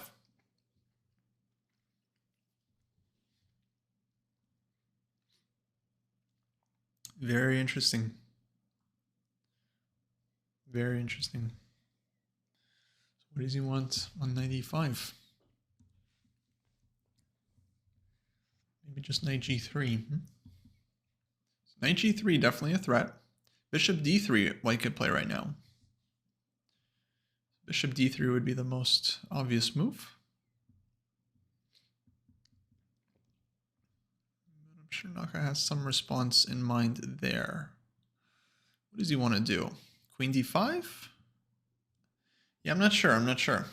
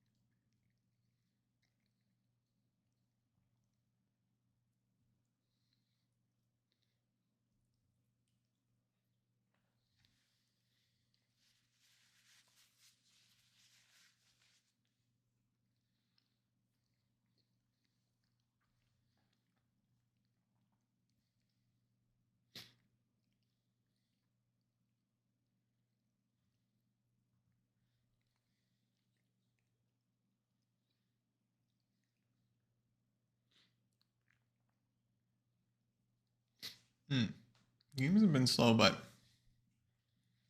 some of these games are, I think, are going to blow up during the time trouble phase.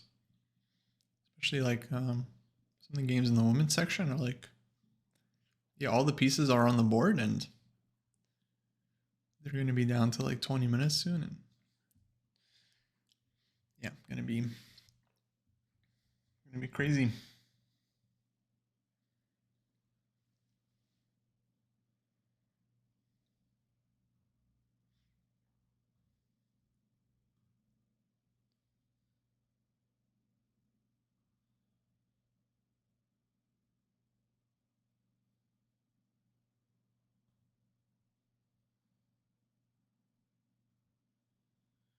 Oh, great. I get to ban this guy.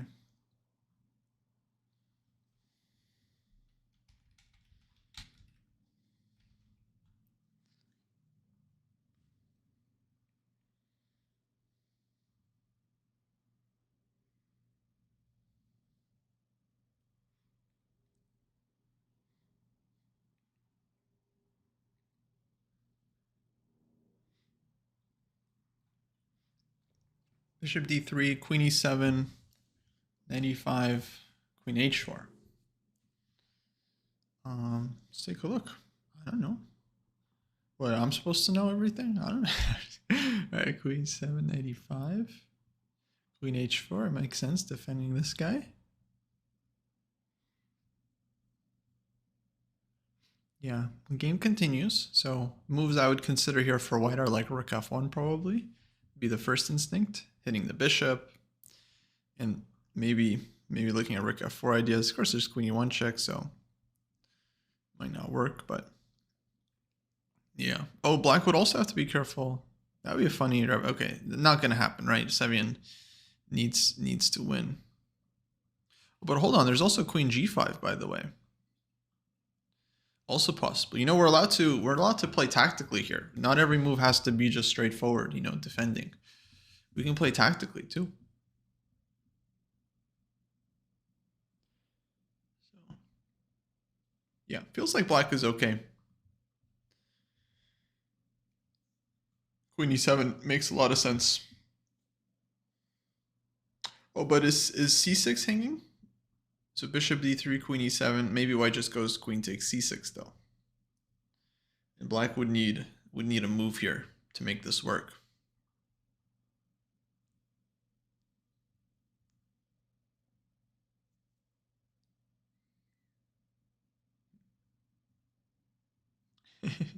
Right. Yeah, when you're playing for a draw, yeah, you're not allowed to play tactically. I forgot.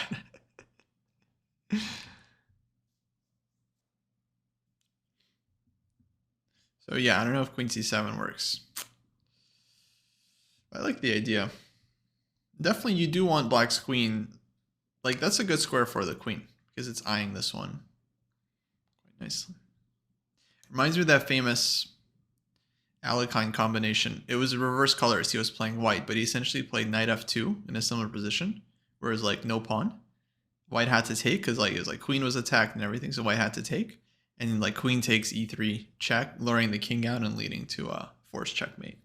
He did it with white, so from white's point it was like knight f7 and then queen e6, but it's just it's ridiculous, just absolutely just filthy combination, filthy, just disgusting. Anyway.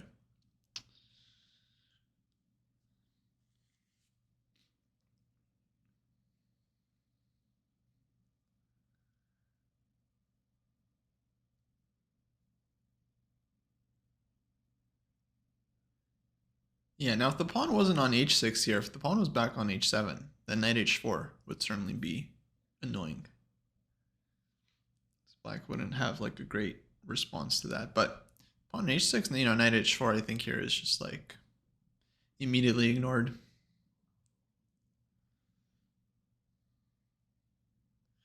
Sam down to 25 minutes, so he's going to have to do something here. Time is literally running out.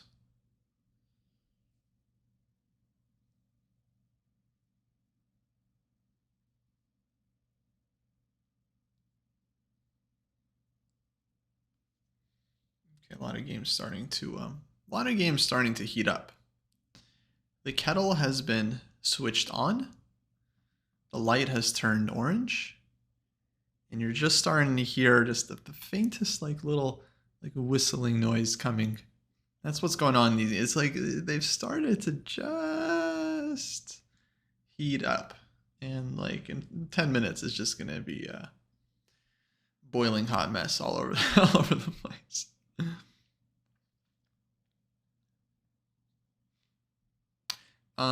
Avid Spinwell, I haven't put the line yet, but I'm gonna guess knight e5, queen d5. Just based on those moves, f6 seems a very bad combination. Yeah, because of bishop c4. I think we're walking into a big one there. I didn't even put, like, I'm on a different tab. I didn't even put it on the board yet, but I just like the moves you said, and I'm like, queen d5, knight e5. Ooh, that is not a good. Yeah, you gotta be careful. Gotta be careful. But that's a good thing to point out, is that this queen will never feel safe on d5, specifically because knight e5 and bishop c4.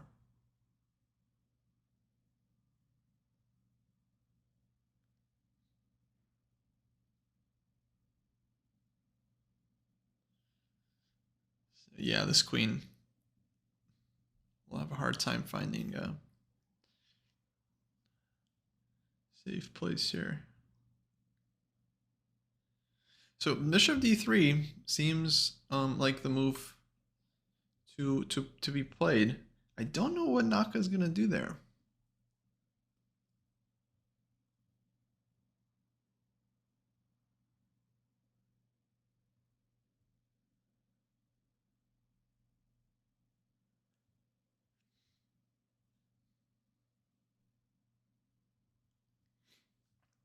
Not sure, but he's not playing it yet, so clearly he's either looking at something else or he's still calculating something.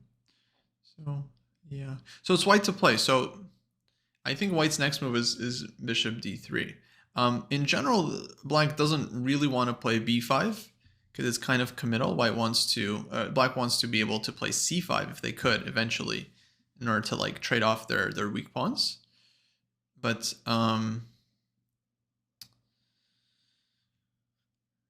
yeah, the bigger question, of course, is white's going to go bishop d3, and so black's not in time to get both of these moves in.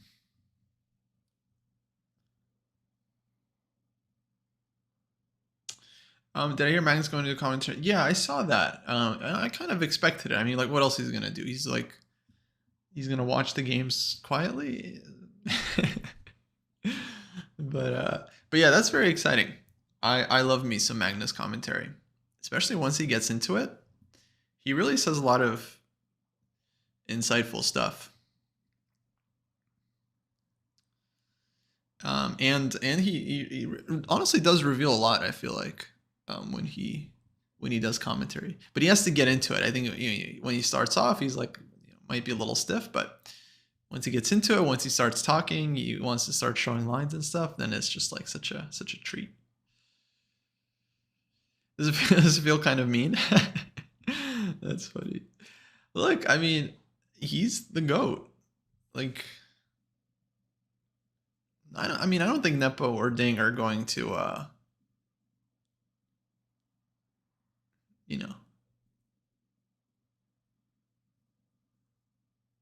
mean, I'm sure it makes them feel like less, right? He's like doing commentary. He's gonna watch all their mistakes. It's a very unusual position for them to be in as well, because they understand, like, even if they win, it's like, okay, they're still not stacking up to Magnus, but still. We were talking about this at dinner the other day, and I honestly can't tell you who I really believe is gonna win. I think maybe if I had to pick one player, maybe Nepo, but I feel like the nice thing about Ding winning would be that if Ding wins, then it seems like we might get a Magnus Ding match, just because why not? He becomes world champion. Magnus has never faced him in a match, and he might be interested. I don't know, maybe not, but that would be fun. Or maybe they'll set up some kind of like epic classical rapid blitz hybrid match. Not going to be entertaining as Fisher analyzing the Karpov-Kasparov matches. True. Entertaining is interesting choice of word. Say depressing.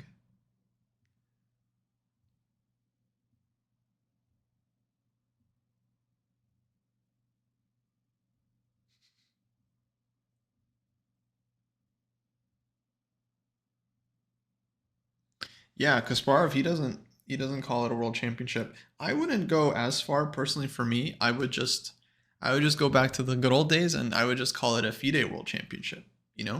We used to have world championships like Kasparov Karpov, Fischer Spassky, like these were world championship matches, and then when Kasparov left, broke off from FIDE, they started doing the FIDE world championship, and now I think they're gonna go back to doing the FIDE world championship.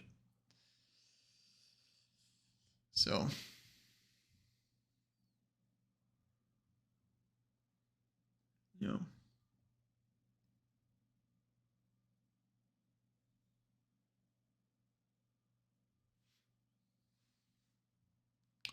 yeah, that could be a fair point, RD Born. I don't really know all the specifics of that story. That was happening when I was in Pampers, actually. But yeah, I think, like, okay, you can call it a world championship match, but you can't ignore the situation. Yeah, so it's like, yeah, you gotta. Well, actually, I don't know. Whoever wins the match, I think history has to kind of play out before we can decide. Like, let's say, I don't know, Ding Liren wins the match, and then he holds on to the title for several years, right? And then no one beat, like, Magnus. Magnus just continues to be number one. Ding continues like to play at his level, but he also maintains the world championship. He'll go down in history as probably like the next world champion after Magnus, despite not beating him. It'll just be one of those things. I mean, there's many asterisks throughout history, right? It's not like the world championship has always been clean. We had players ducking players, right, that were worthy contenders and playing as weaker players, right? Do those guys not deserve an asterisk or two, right? We have Alekhine who straight up died as world champion. I mean, that wasn't cool. That kind of threw the system into a funk. I don't think he was being very considerate with that one, but okay, we'll let him slide. But yeah, but then we had to figure out, what to do there.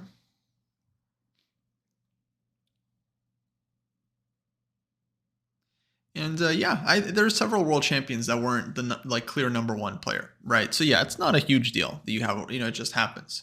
I don't know if there's ever been a disparity this big. Well, the last time, of course, was in the 90s when you had Kasparov and then you had, again, like the FIDE world champion. And that's what I think we're going to have now, is we're going to have Magnus and then we're going to have the FIDE world champion for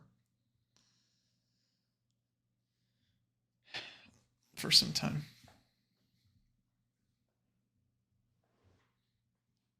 Yeah, it wasn't just Lasker. It was like Capablanca as well. He definitely did the same. Alekhine also. yeah, they're just trying to hold on to the title.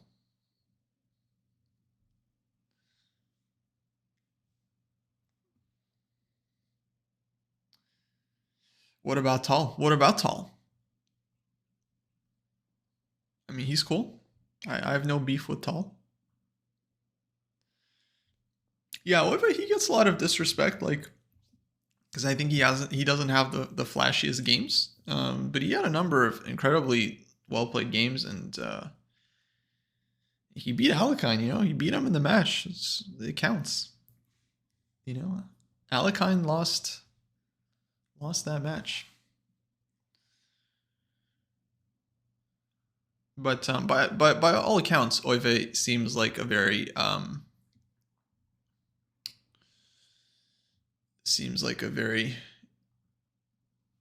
decent person.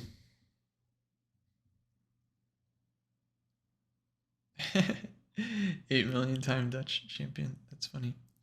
Knight e5 played by Sam, so he didn't go bishop d3. I'm not sure why. He goes knight e5, and now queen f6 from Naka. Okay, so he's sacking the c pawn.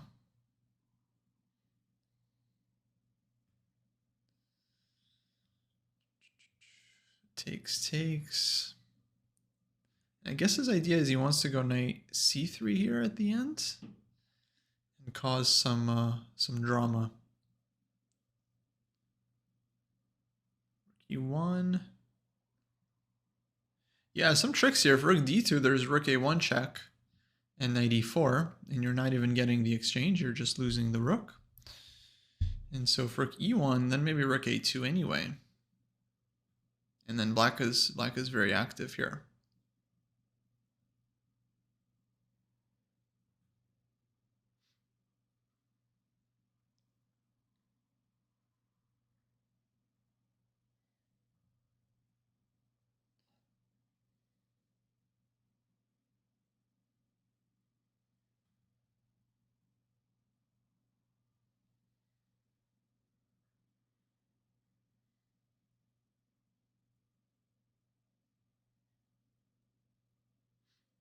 The nicest top 10 players. Yeah, that'd be fun.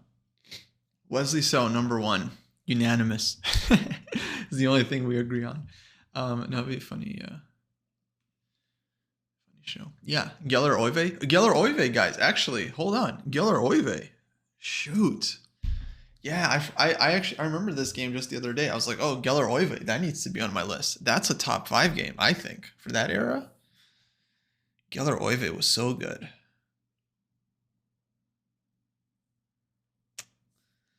Yeah, that's a great game. Especially because it's not like this typical brilliant game. White plays e4, sacks a bunch of pieces, wins nicely. This is like, an incredibly well-played defensive game. Do I agree with Tal's lifestyle as a chess player? What do you mean exactly about his lifestyle? Because there was a lot of things about him. Taimanov Geller, yeah, the King's Indian game, of course. Or no. Taimanov Geller is different. Taimanov Najdorf is the King's Indian game. Oh, the way he drank and smoked. Well, I mean, unhealthy, right? unhealthy. But you know, people do those things for a reason. I mean, what to say, right? I don't think I would like agree with it. I don't know if agree is the right question. Like, I don't judge him for it. I think everyone. Thanks for following, by the way, Elephant Poacher. I mean, everyone I think should be free to live their life, you know, however they want to, when it comes to their own, you know, their own personal decisions. But you know, the way it kind of worked out for him, I don't know if it was great. Like he suffered from a lot of health issues. I don't know if it was related. Probably didn't help. Probably didn't help.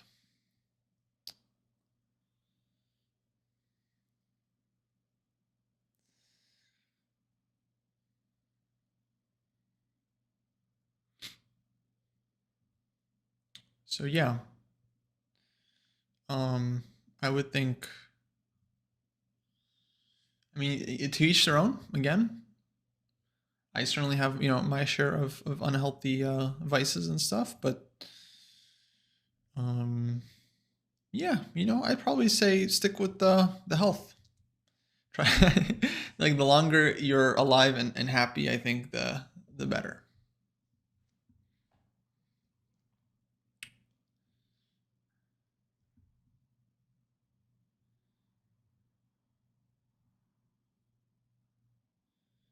Wow, are you really an aspiring chess boxer? Is that true? That's amazing.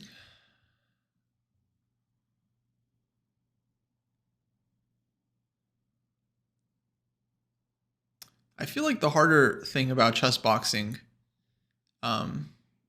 is boxing. I think that's the harder aspect of it.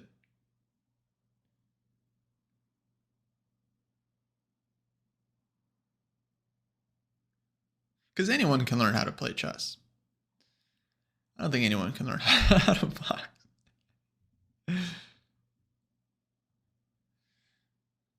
So good luck. I mean, 6'7" is it's pretty tall. Last I checked. So well done on that. Sorry, this is not the live position. Excuse me. Bishop d3 played. Thank you.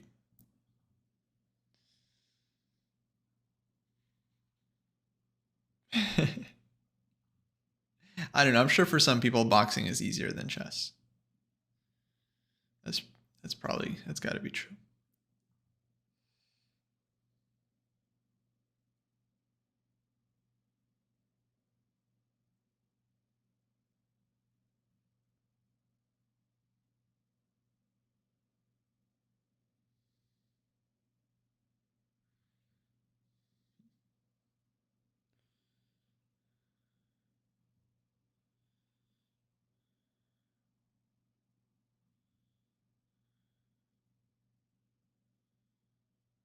Wow, that's wild. I believe you. I believe you. I mean, I don't believe everything people say in Twitch chat, obviously, but I I have no reason not to believe you.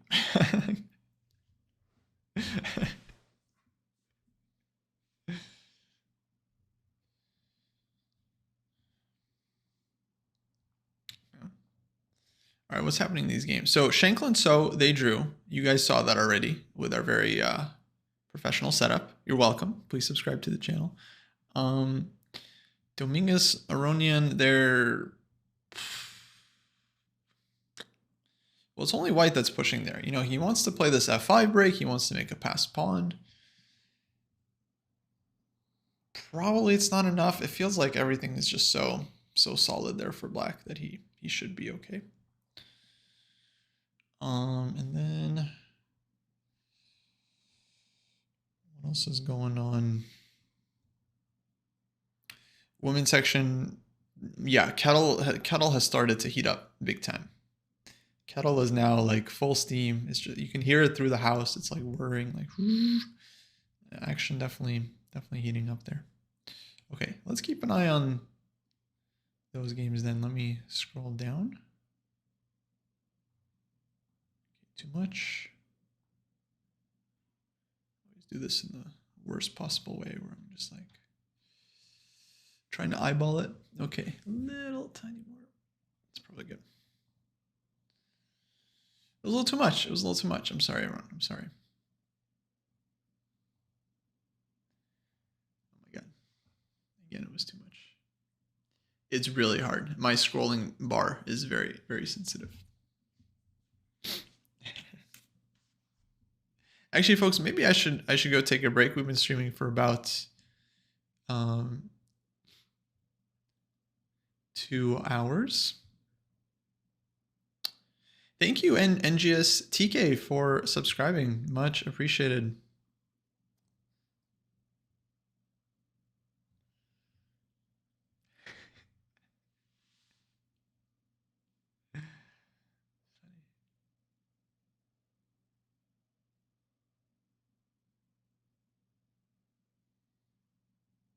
Oh, Molokai, your pet peeve is that title players don't have to pay entry fees? But look, the thing is, when you get a title player to come to your tournament, it attracts low-rated players because they want to play in a tournament with other strong players. They want to play against good competition. So you need to give title players some incentive to come play. And easy way to do that is by just giving them free entry, because presumably they're going to be winning a prize anyway. So it's like a little bit of an incentive, right? You're going to be giving them money anyway, so you might as well just like give them free entry so that you attract more players overall. Pro golfers still got to pay entry fees. Well, I mean, I don't know how golf works. Well, that's fine. But pro golfers, I mean, they're not playing like, are they holding amateur tournaments at the same time as the pro tournaments?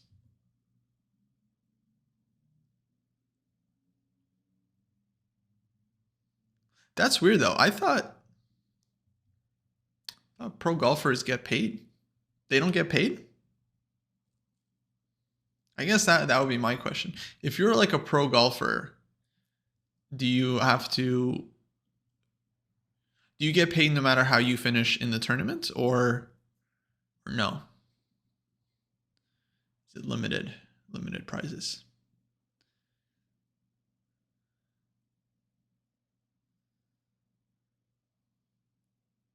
So they get paid for nearly every event.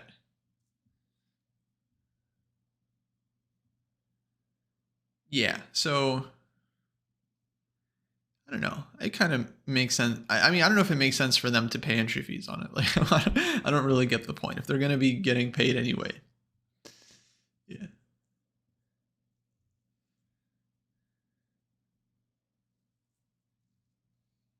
Yeah, definitely NGS TK. Everybody's First Chess Workbook is a great book. Yeah, I don't know what your level is, but it's good for beginners, and I would say players under 1,000.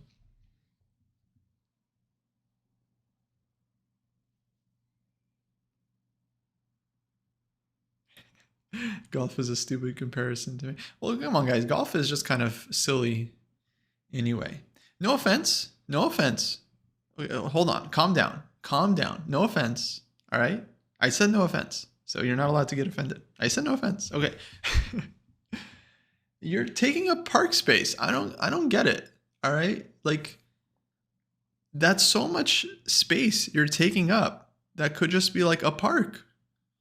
Like, what's that about? That could just be a park. All golf courses could just be parks. I used to play golf. I used to follow golf. I like golf. I swear I like golf. I don't think it's boring. I don't think it's boring. I actually used to, I would watch it. I like Tiger Woods. I like Phil Mickelson. I wasn't a huge fan, but I used to play. Like, I would go out and play.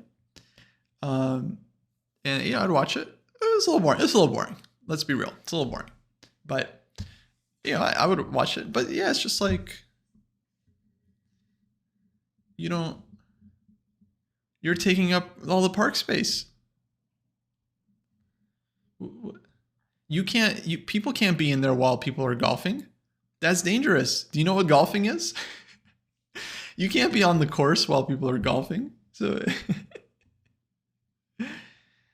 and yeah, I do feel like, is not to get, but it feels like it's like this higher class thing. It's expensive. You have to buy clubs and it costs money, certainly like an upper class hobby.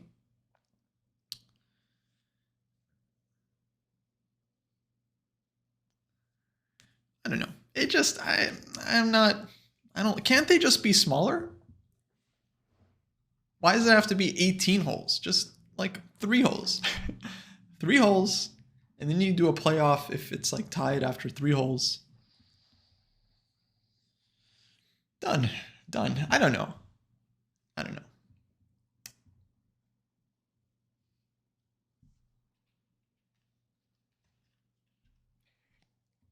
Not trying to hate on golf. I like golf. I like Happy Gilmore. That's a great movie.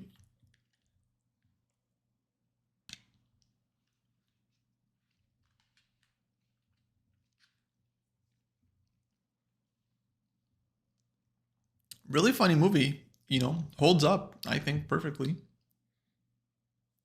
I mean, in terms of the comedy, I don't remember everything that's in it. If you're a par golfer, like a pro golfer, you make 500,000 to $1 million a year. Dang. That's crazy. And golf is like the only sport like more boring than chess. It's unbelievable. No offense. Again, no offense. But come on. Why is that? I think it's because they can just sell a bunch of merch, right? It's because Nike and Titleist and all these companies, they can sponsor it and they can sell merch. That's why they make money, right? What else could it be? That's the problem with chess, actually. We don't really talk about this enough. There's very few like chess merch companies. And so we need like more chess merch, chess jerseys, and then those companies can sponsor the players. Golf is a little elitist, right? I mean, that was the whole plot in Happy Gilmore. Chess Jordans? Yeah. Actually, I saw on Twitter, Magnus had these like Adidas shoes. Is that like a real thing? I didn't look into it. Is that like they're just going to make the one pair, or is that going to be like they're going to give him a shoe? Because that's cool. That's something. It'd be something. Okay, Bishop D3. I promise you guys, I'm watching the video. I'll tell you if anything super shocking happens. They're thinking about Queen G5 here for knockout. That definitely makes sense as a move. Hitting the e-pawn.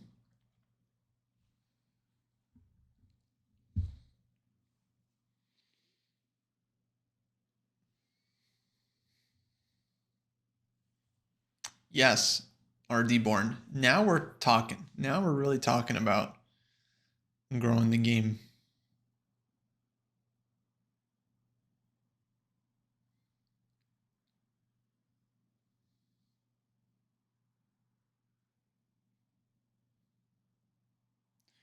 Shoot, my back. Oh man, my back has been hurting today. I apologize for complaining, but that is on my mind. I think I gotta go probably take a stretch break. Yeah, I've been sitting here for too long, folks. My hips are officially crying. They're crying, guys. My hips are crying. They need to be stretched or something. I'm gonna take a quick standing break. I'll be back. I'll leave the games on so you guys can keep following everything, of course. And we'll be back. I think we'll keep streaming for a little bit because games are still very, very interesting, especially in. We haven't been following the women's games too closely because this knocking game also is important. But yeah, we'll probably keep going until the playoff and then finish up around sometime around then. But okay, give me a few minutes. And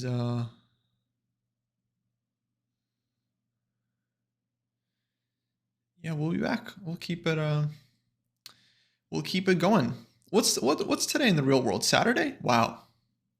I never know. I'm just like Monday, Saturday. It's all like every day is just the same for me. It's like I wake up, I do chess, I follow chess, I do Discord stuff. It just doesn't matter. Weekday, weekends. So sometimes I have to remind myself like what's going on. Like Saturday, Sunday, usually there's like less traffic on like the freeways, but it also means that there's going to be more people like in the busier areas. Like if you live somewhere with like people, then they're going to be outside more on the weekend. That's what I've noticed. But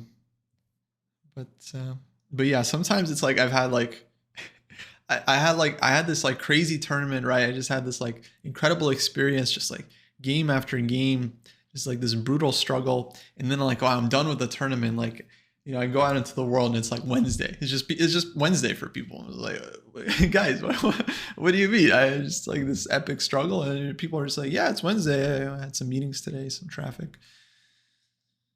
Yeah, it's different. It's different out there.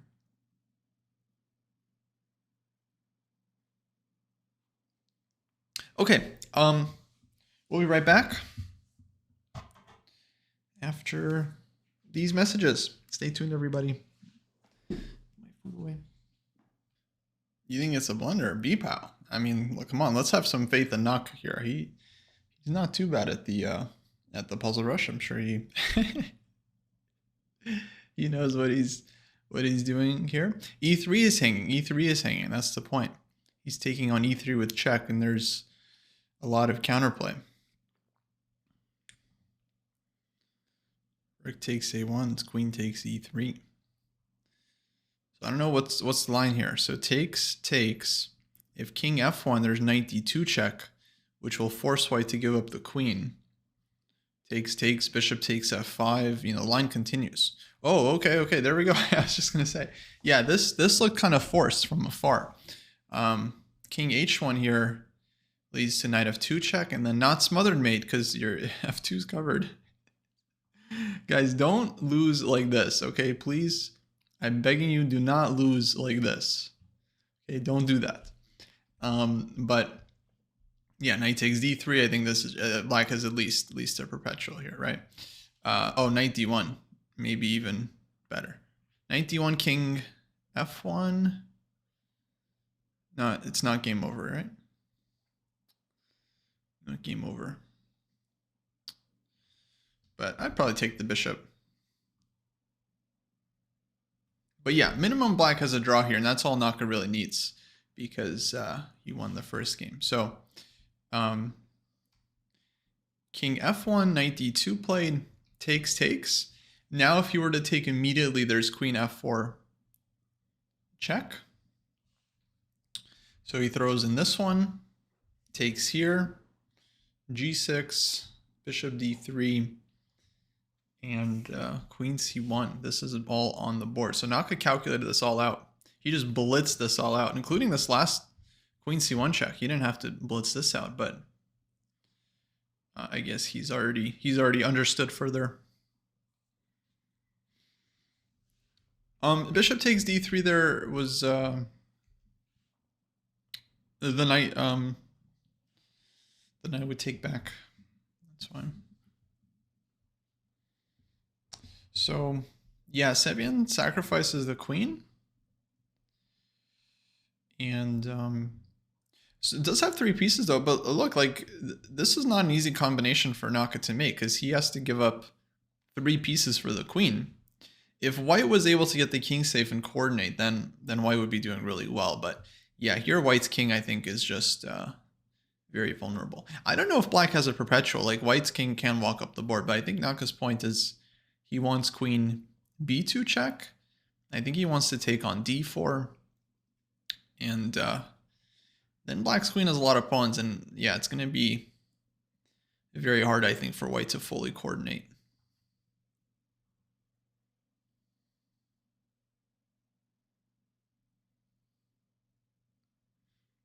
Yeah, so king E2 probably, queen B2 check, king F3. And then either takes on d4 or on b4. Probably take on d4. And then you're ready to give more checks. You want to start taking stuff. I don't quite see the coordination there for white. Everything is kind of hanging, especially once you take d4, then this knight on e5 starts to hang big time. So it feels like Naka is holding his own. I think he's okay here.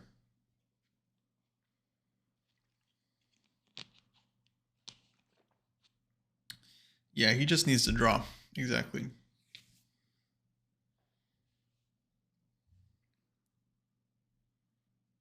If the king comes up to e3, then number one, there's always queen c1 check back. And it's not clear how white gets out of the checks, right? King f3, queen d1. But also on this, black could maybe just play queen takes g2.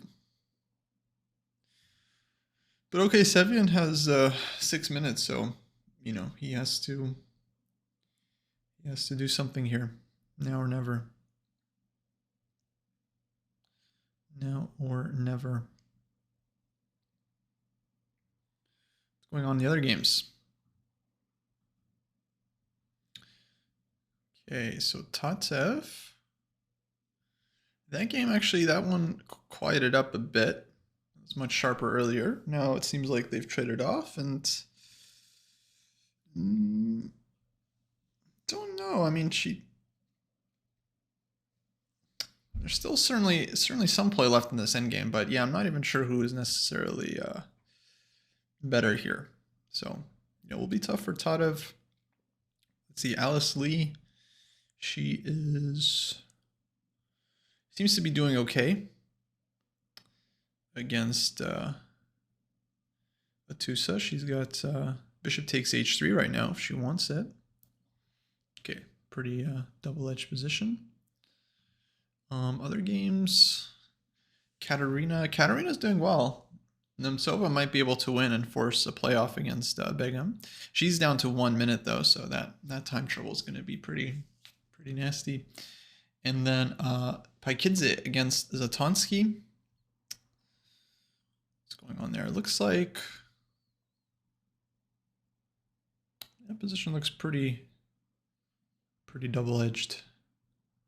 But white's got an extra pawn there and some strong knights on d6, so definitely, and more time. So definitely some potentially very serious chances there for Paikidze to win.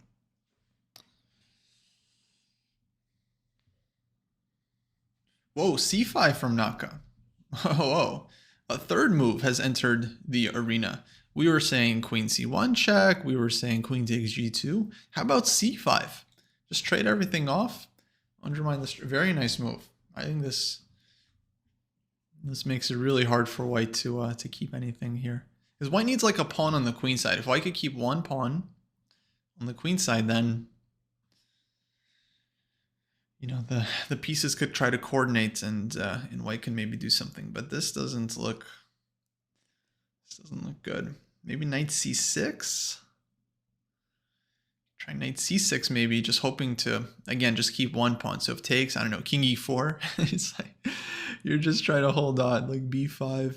Just keep everything defended, and then maybe the pieces, if the pieces could coordinate, you know, they could really do something, but it's not easy. It's not easy. And then if takes, all right, you got to pass d pawn, you know, you got to work with what you're given. Knight c6 feels like my move, but again, queen c1 check is very annoying in response. So, yeah. We'll see what Sam does.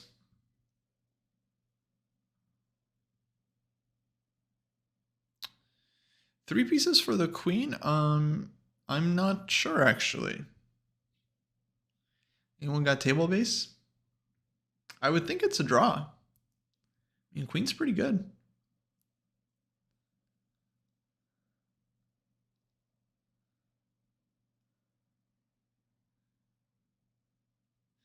Could be something. You at least have chances with the pieces. First three pieces. Yeah, maybe someone can table base it or something.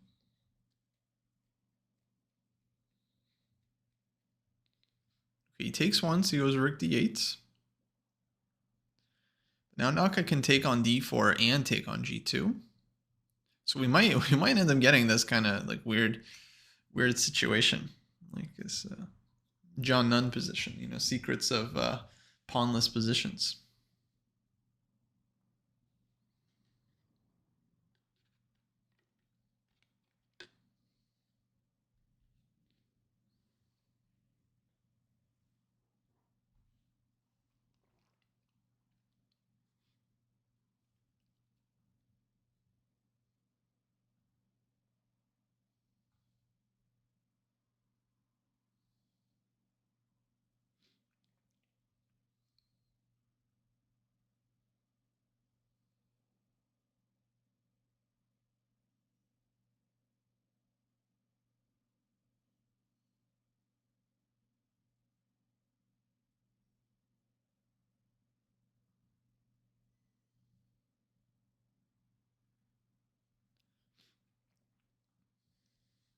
Okay, Naka thinking here.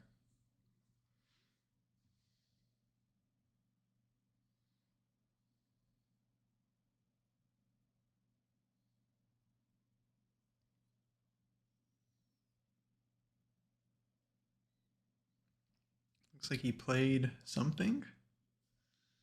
What did he play?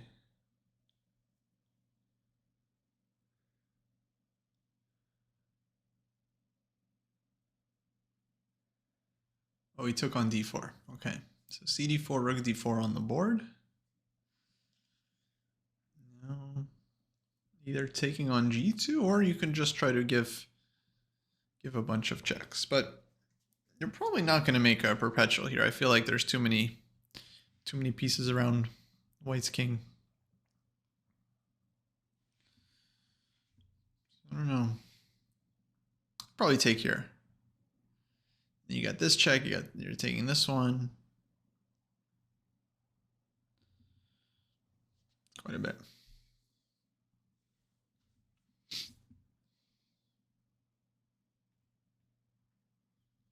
Sorry, just like highlighting.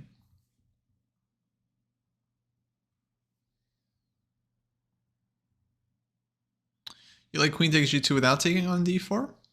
Here? But this is kind of scary because it allows White to make a passed pawn. So, but I guess there's some tactics. Maybe queen g1 check. Oh, queen g5. Oh, okay, I see, yeah. Fair enough. Well, tactics are important. So that means White would have to play like knight f3 or something to keep the game going, I guess. Covering your queen g5 now that I see the threat.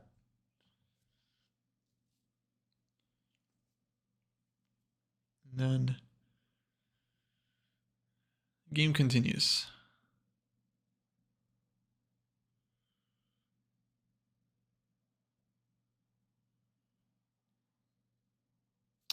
Hey, Grandmaster, we are following the American Cup. This is live OTB tournaments happening right now in St. Louis.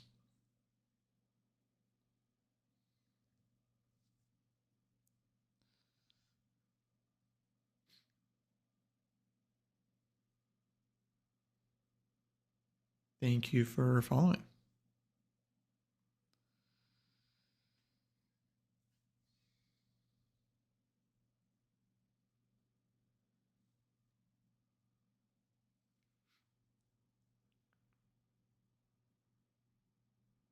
Yeah, Naka's not getting a quick draw here.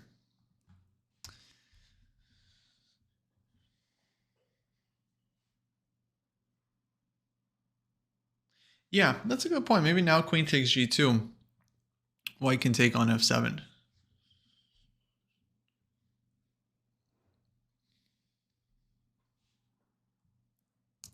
And then I don't see how black does anything there. You can take the second pawn. My feeling is like black should be okay. I just feel like I believe in the queen. But I don't know. Did anyone end up looking that up? 3 pieces for the queen? Table base? Is it a win?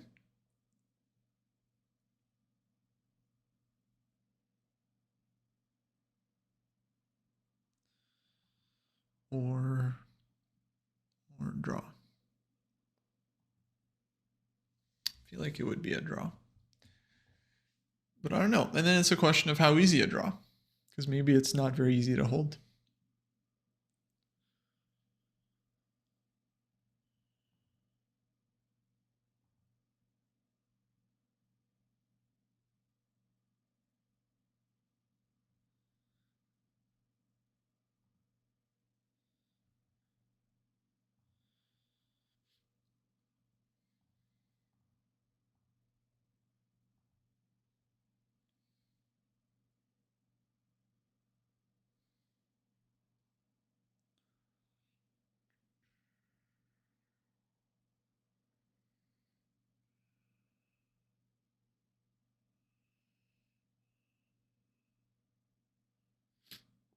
Chess.com table base says draw. Okay. Yeah, the table base, that's pretty consistent. I don't think a table base in different sites or, is going to give you a different answer. Yeah, they're not like engines. Table bases are pretty set, kind of by definition. But probably not easy to hold. Thinking about it. Because we saw the same issue in like the famous game between Magnus and Nepo, game 6 of their world championship, where Magnus has like 2 rooks for the queen and then rook and knight. And then the whole time the computer is saying it's a draw, it's a draw, it's a draw. But every human player looking at the position is like thinks, it kind of feels like white has chances. And then actually, I mean, people were saying more. They're saying like, he's definitely going to win. And then, yeah, of course, because it's very difficult to defend some of these positions when you have the queen, because you have to maybe find some accurate series of checks. And it's like, you might have 3 checks in a position and then only one of them is safe. And you have to find all these only moves over and over and over again. And strong player can do that, a couple times, a bunch of times, but eventually, many people end up cracking and failing to spot the correct defense. And that's what happened in that Nepo game against Magnus. Like, okay, he had some computer defense, he didn't find it, and Magnus ended up winning. Just, very nice end game. Yeah, so it's not easy. You got to be really, really precise with the geometry of your queen. Okay, takes. White played rook d7. He doesn't take on f7 with the knight. He goes with it. Goes for it with the rook. Queen g1 check. And here come the checks. Now black is going to start to try to be very bothersome and not let white establish any kind of setup here. There is an increment. It is 30 seconds. So the time control for the classical games, it's very simple. It's just 90 plus 30.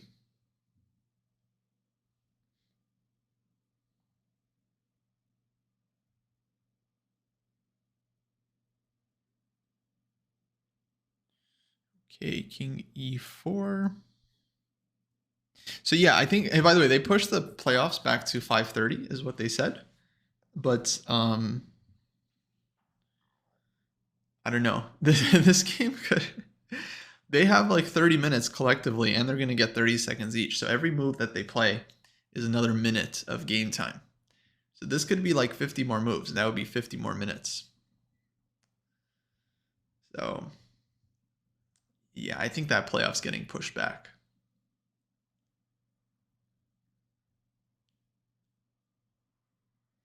Unless Naka finds some kind of perpetual, but it really feels like white should be able to have a way out. He does have some circuitry here. There's some circuitry in the position. Like king d4, he's got queen a1. King e4, he's got queen e1. So Sam is repeating once. Very professional. Very professional. Probably we'll see Queen A5 again, and then he's going to start walking up. But Naka has a lot of squares available. So, oh, never mind. No, game over. It's a draw. I guess he can't get out of the checks after King D5. That's it. I thought he was just repeating, and I thought he was going to try King D6, but I guess Black must not be a full way through. I guess it's just here, right? No, wait. Then Knight C6. Is it this one maybe? This one, and there's no good progress. This check coming. Yeah, here for example, there's this check. And then here we're already repeating the position. So yeah, it looks like he somehow had to allow a perpetual here. That's a bit of bad luck for Sam. I don't know. Maybe there was nothing he can do. But yeah, he just couldn't quite coordinate here, and Black has a ton of checks. This one I think is important, not to let the king run away, and then this one, not to let the king. You know, if the knight is able to block a check, then the knight is very good at blocking checks. And I think the game would continue, but here it's okay. Well, I guess that's it. So Naka advances. They're analyzing the game on the board. Not really supposed to do that because there, could be other games in the tournament hall, guys. Okay, Dominguez and Levon are still playing.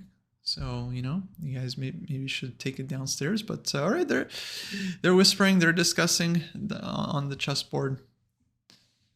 And yeah, so Naka is officially the first player to advance to the next round. We are going to have at least 2 playoffs, probably 3 in this section. We got Shanklin and So, Robson, Caruana already booked. They're going to play the playoff. And then probably we'll get a third one, Dominguez and Aronian as well. I mean, I just assume. I don't know. I mean, this endgame is not easy to judge. Oh, it looks like another game is done. What happened? Nemtsova, Begum. Looks like Begum won. So Tokyo Genova is through. Happened in that game.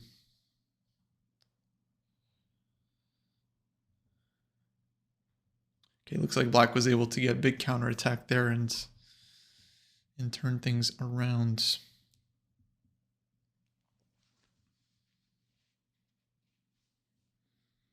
Okay, remaining games, very, very complicated.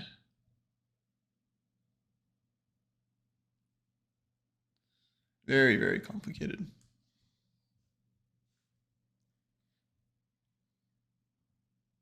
Including this one.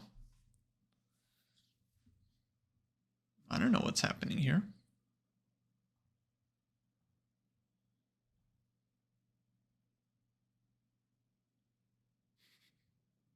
Yeah, exactly. I also thought Sam would have chances. Alice Lee's position here looks very messy. She just needs similar though, actually, queen versus pieces. She just needs to draw.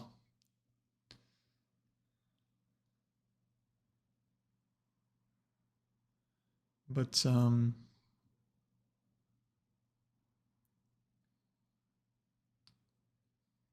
yeah, rook e1 check I think was not good. Maybe it was playable, but rook f8 makes sense, keeping the rook on. It seems like Black has enough in this Alice Lee game because Black has like queen e3 check coming and d4 is hanging.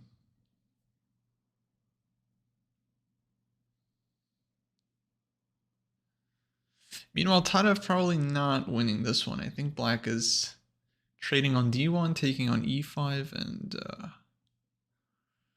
that feels very solid for Black. This Paikidze-Zatonsky game, though, is pretty hectic. Maybe we should keep our eye on that one. Probably more action than Bishop endgame. So this one we were looking at it way back here. Black could just play queen h4. So white went queen e2. She dropped back. Then queen h5. White says, all right, my turn. My turn to bring the queen out. See how you like it. Having my queen near your king like that. Knight e4, f6, rig g1. Ooh. A sacrifice, huh? Wow.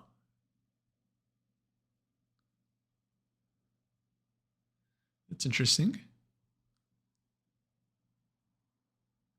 Huh. c5 was played. How does this even work? Takes, knight g5, h6? Not sure I must be missing something. Takes here.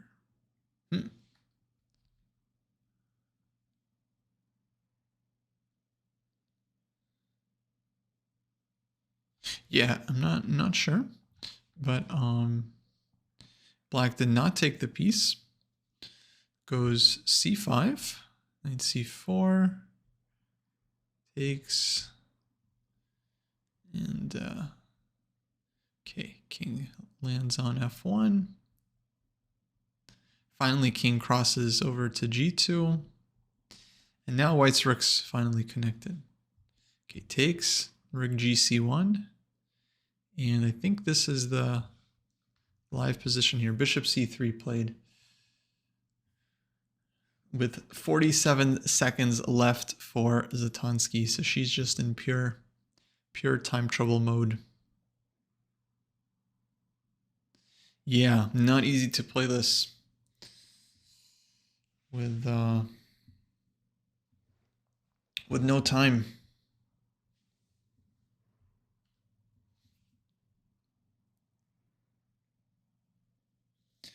How to evaluate this position? It's really sharp. I mean, white has an extra pawn and is looking active, but there's some like counterplay to that because it's like rook c6 idea, hitting the knight.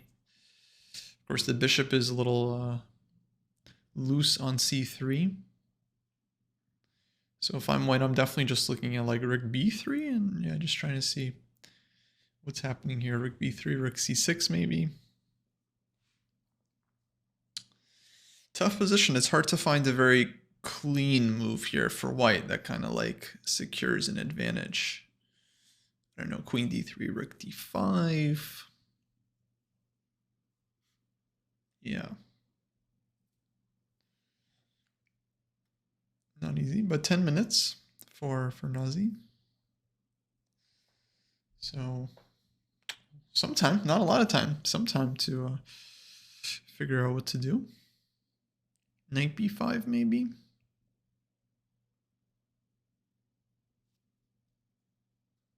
Maybe knight b5. Hitting the bishop and then bishop drops back. I don't know, maybe we can take on c5.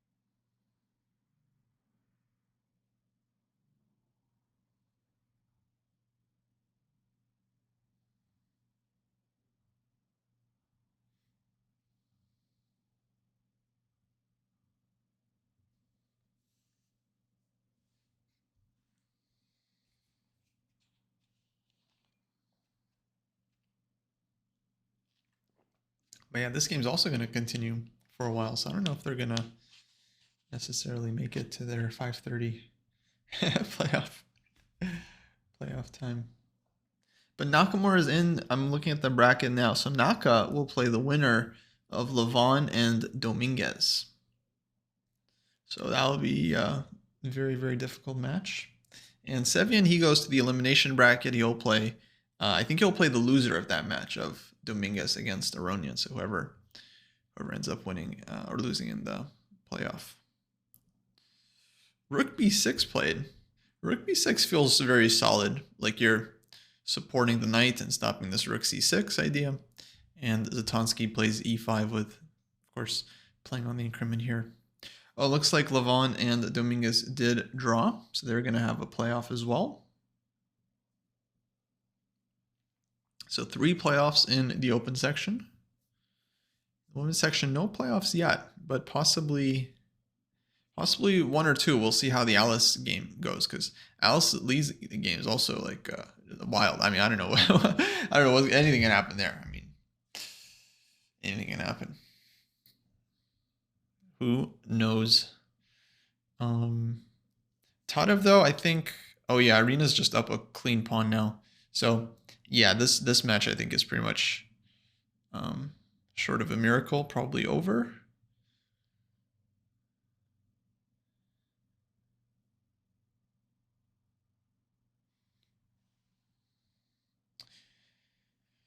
And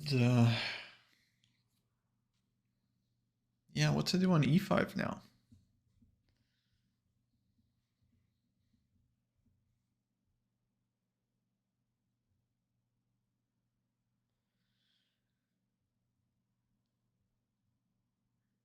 Very tough position. It's just like messy. It's like I mean, it seems like White should be doing really well. Black's knight on d8 is quite bad. Everything just seems like hanging by a thread, but it's not like White's king is without its weaknesses either. Knight b7 played, okay. So forcing a trade here of knights. If takes, White wants to take the 7th rank.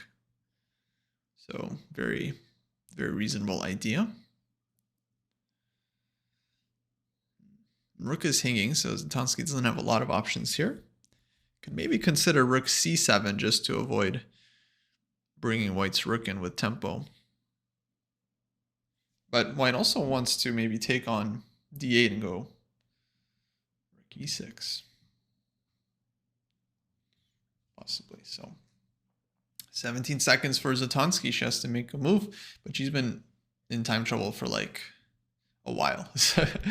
She's used to goes rook c7. Yeah, some of these players that get into time trouble a lot, they just once they get into the zone, they're just able to just play solid and play in the increment, but not easy. Not easy to do once the situation gets out of control.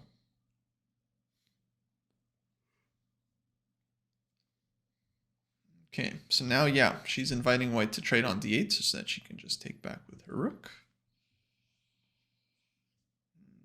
To continue. Really not easy. Really, really not easy here.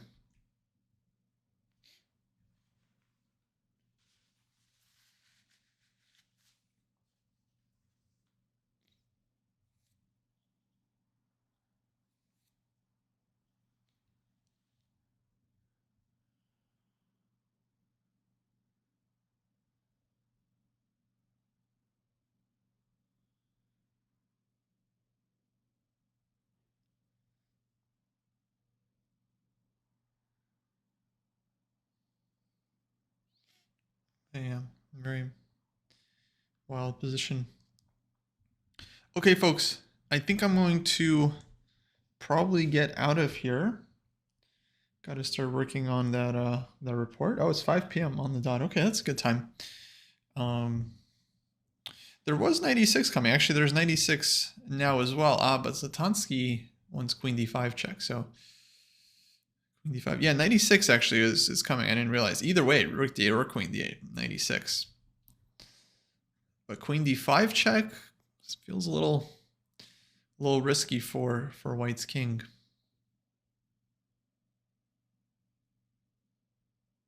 Okay, but folks, I should probably run. Do follow the rest of the round on St. Louis's channel. Okay, rook d6 played. Yeah, probably shouldn't like queen d5 check and then counterplay. So she wants to control the d file. I think seems like a more practical choice for Whites. And then she can still do 96 next move maybe. So this is still actually hanging in the air. This might be very good for White. There is queen a8 check. There is queen a8. But somehow it feels like Queen A8, you know, takes, take on E5, right? Like, starting to look pretty nice for white. Everything is hanging in black's position. The back rank, this F7.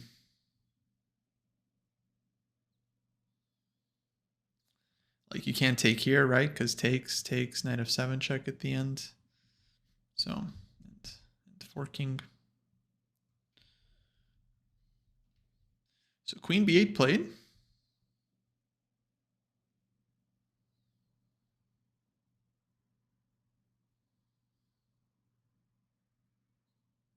But now 96. I was wanting to leave, but this game is getting very exciting. Now 96. I'm not sure what the answer is going to be, but Queen A8 wasn't looked really bad. So 96. So Queen B8 96, and what's the move there? What's the move? I don't see it.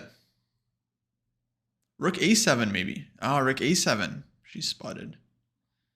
But Rook A7, the queen drops back. You still have too much stuff hanging. Oh, wait, this is hanging. All right, Queen C6.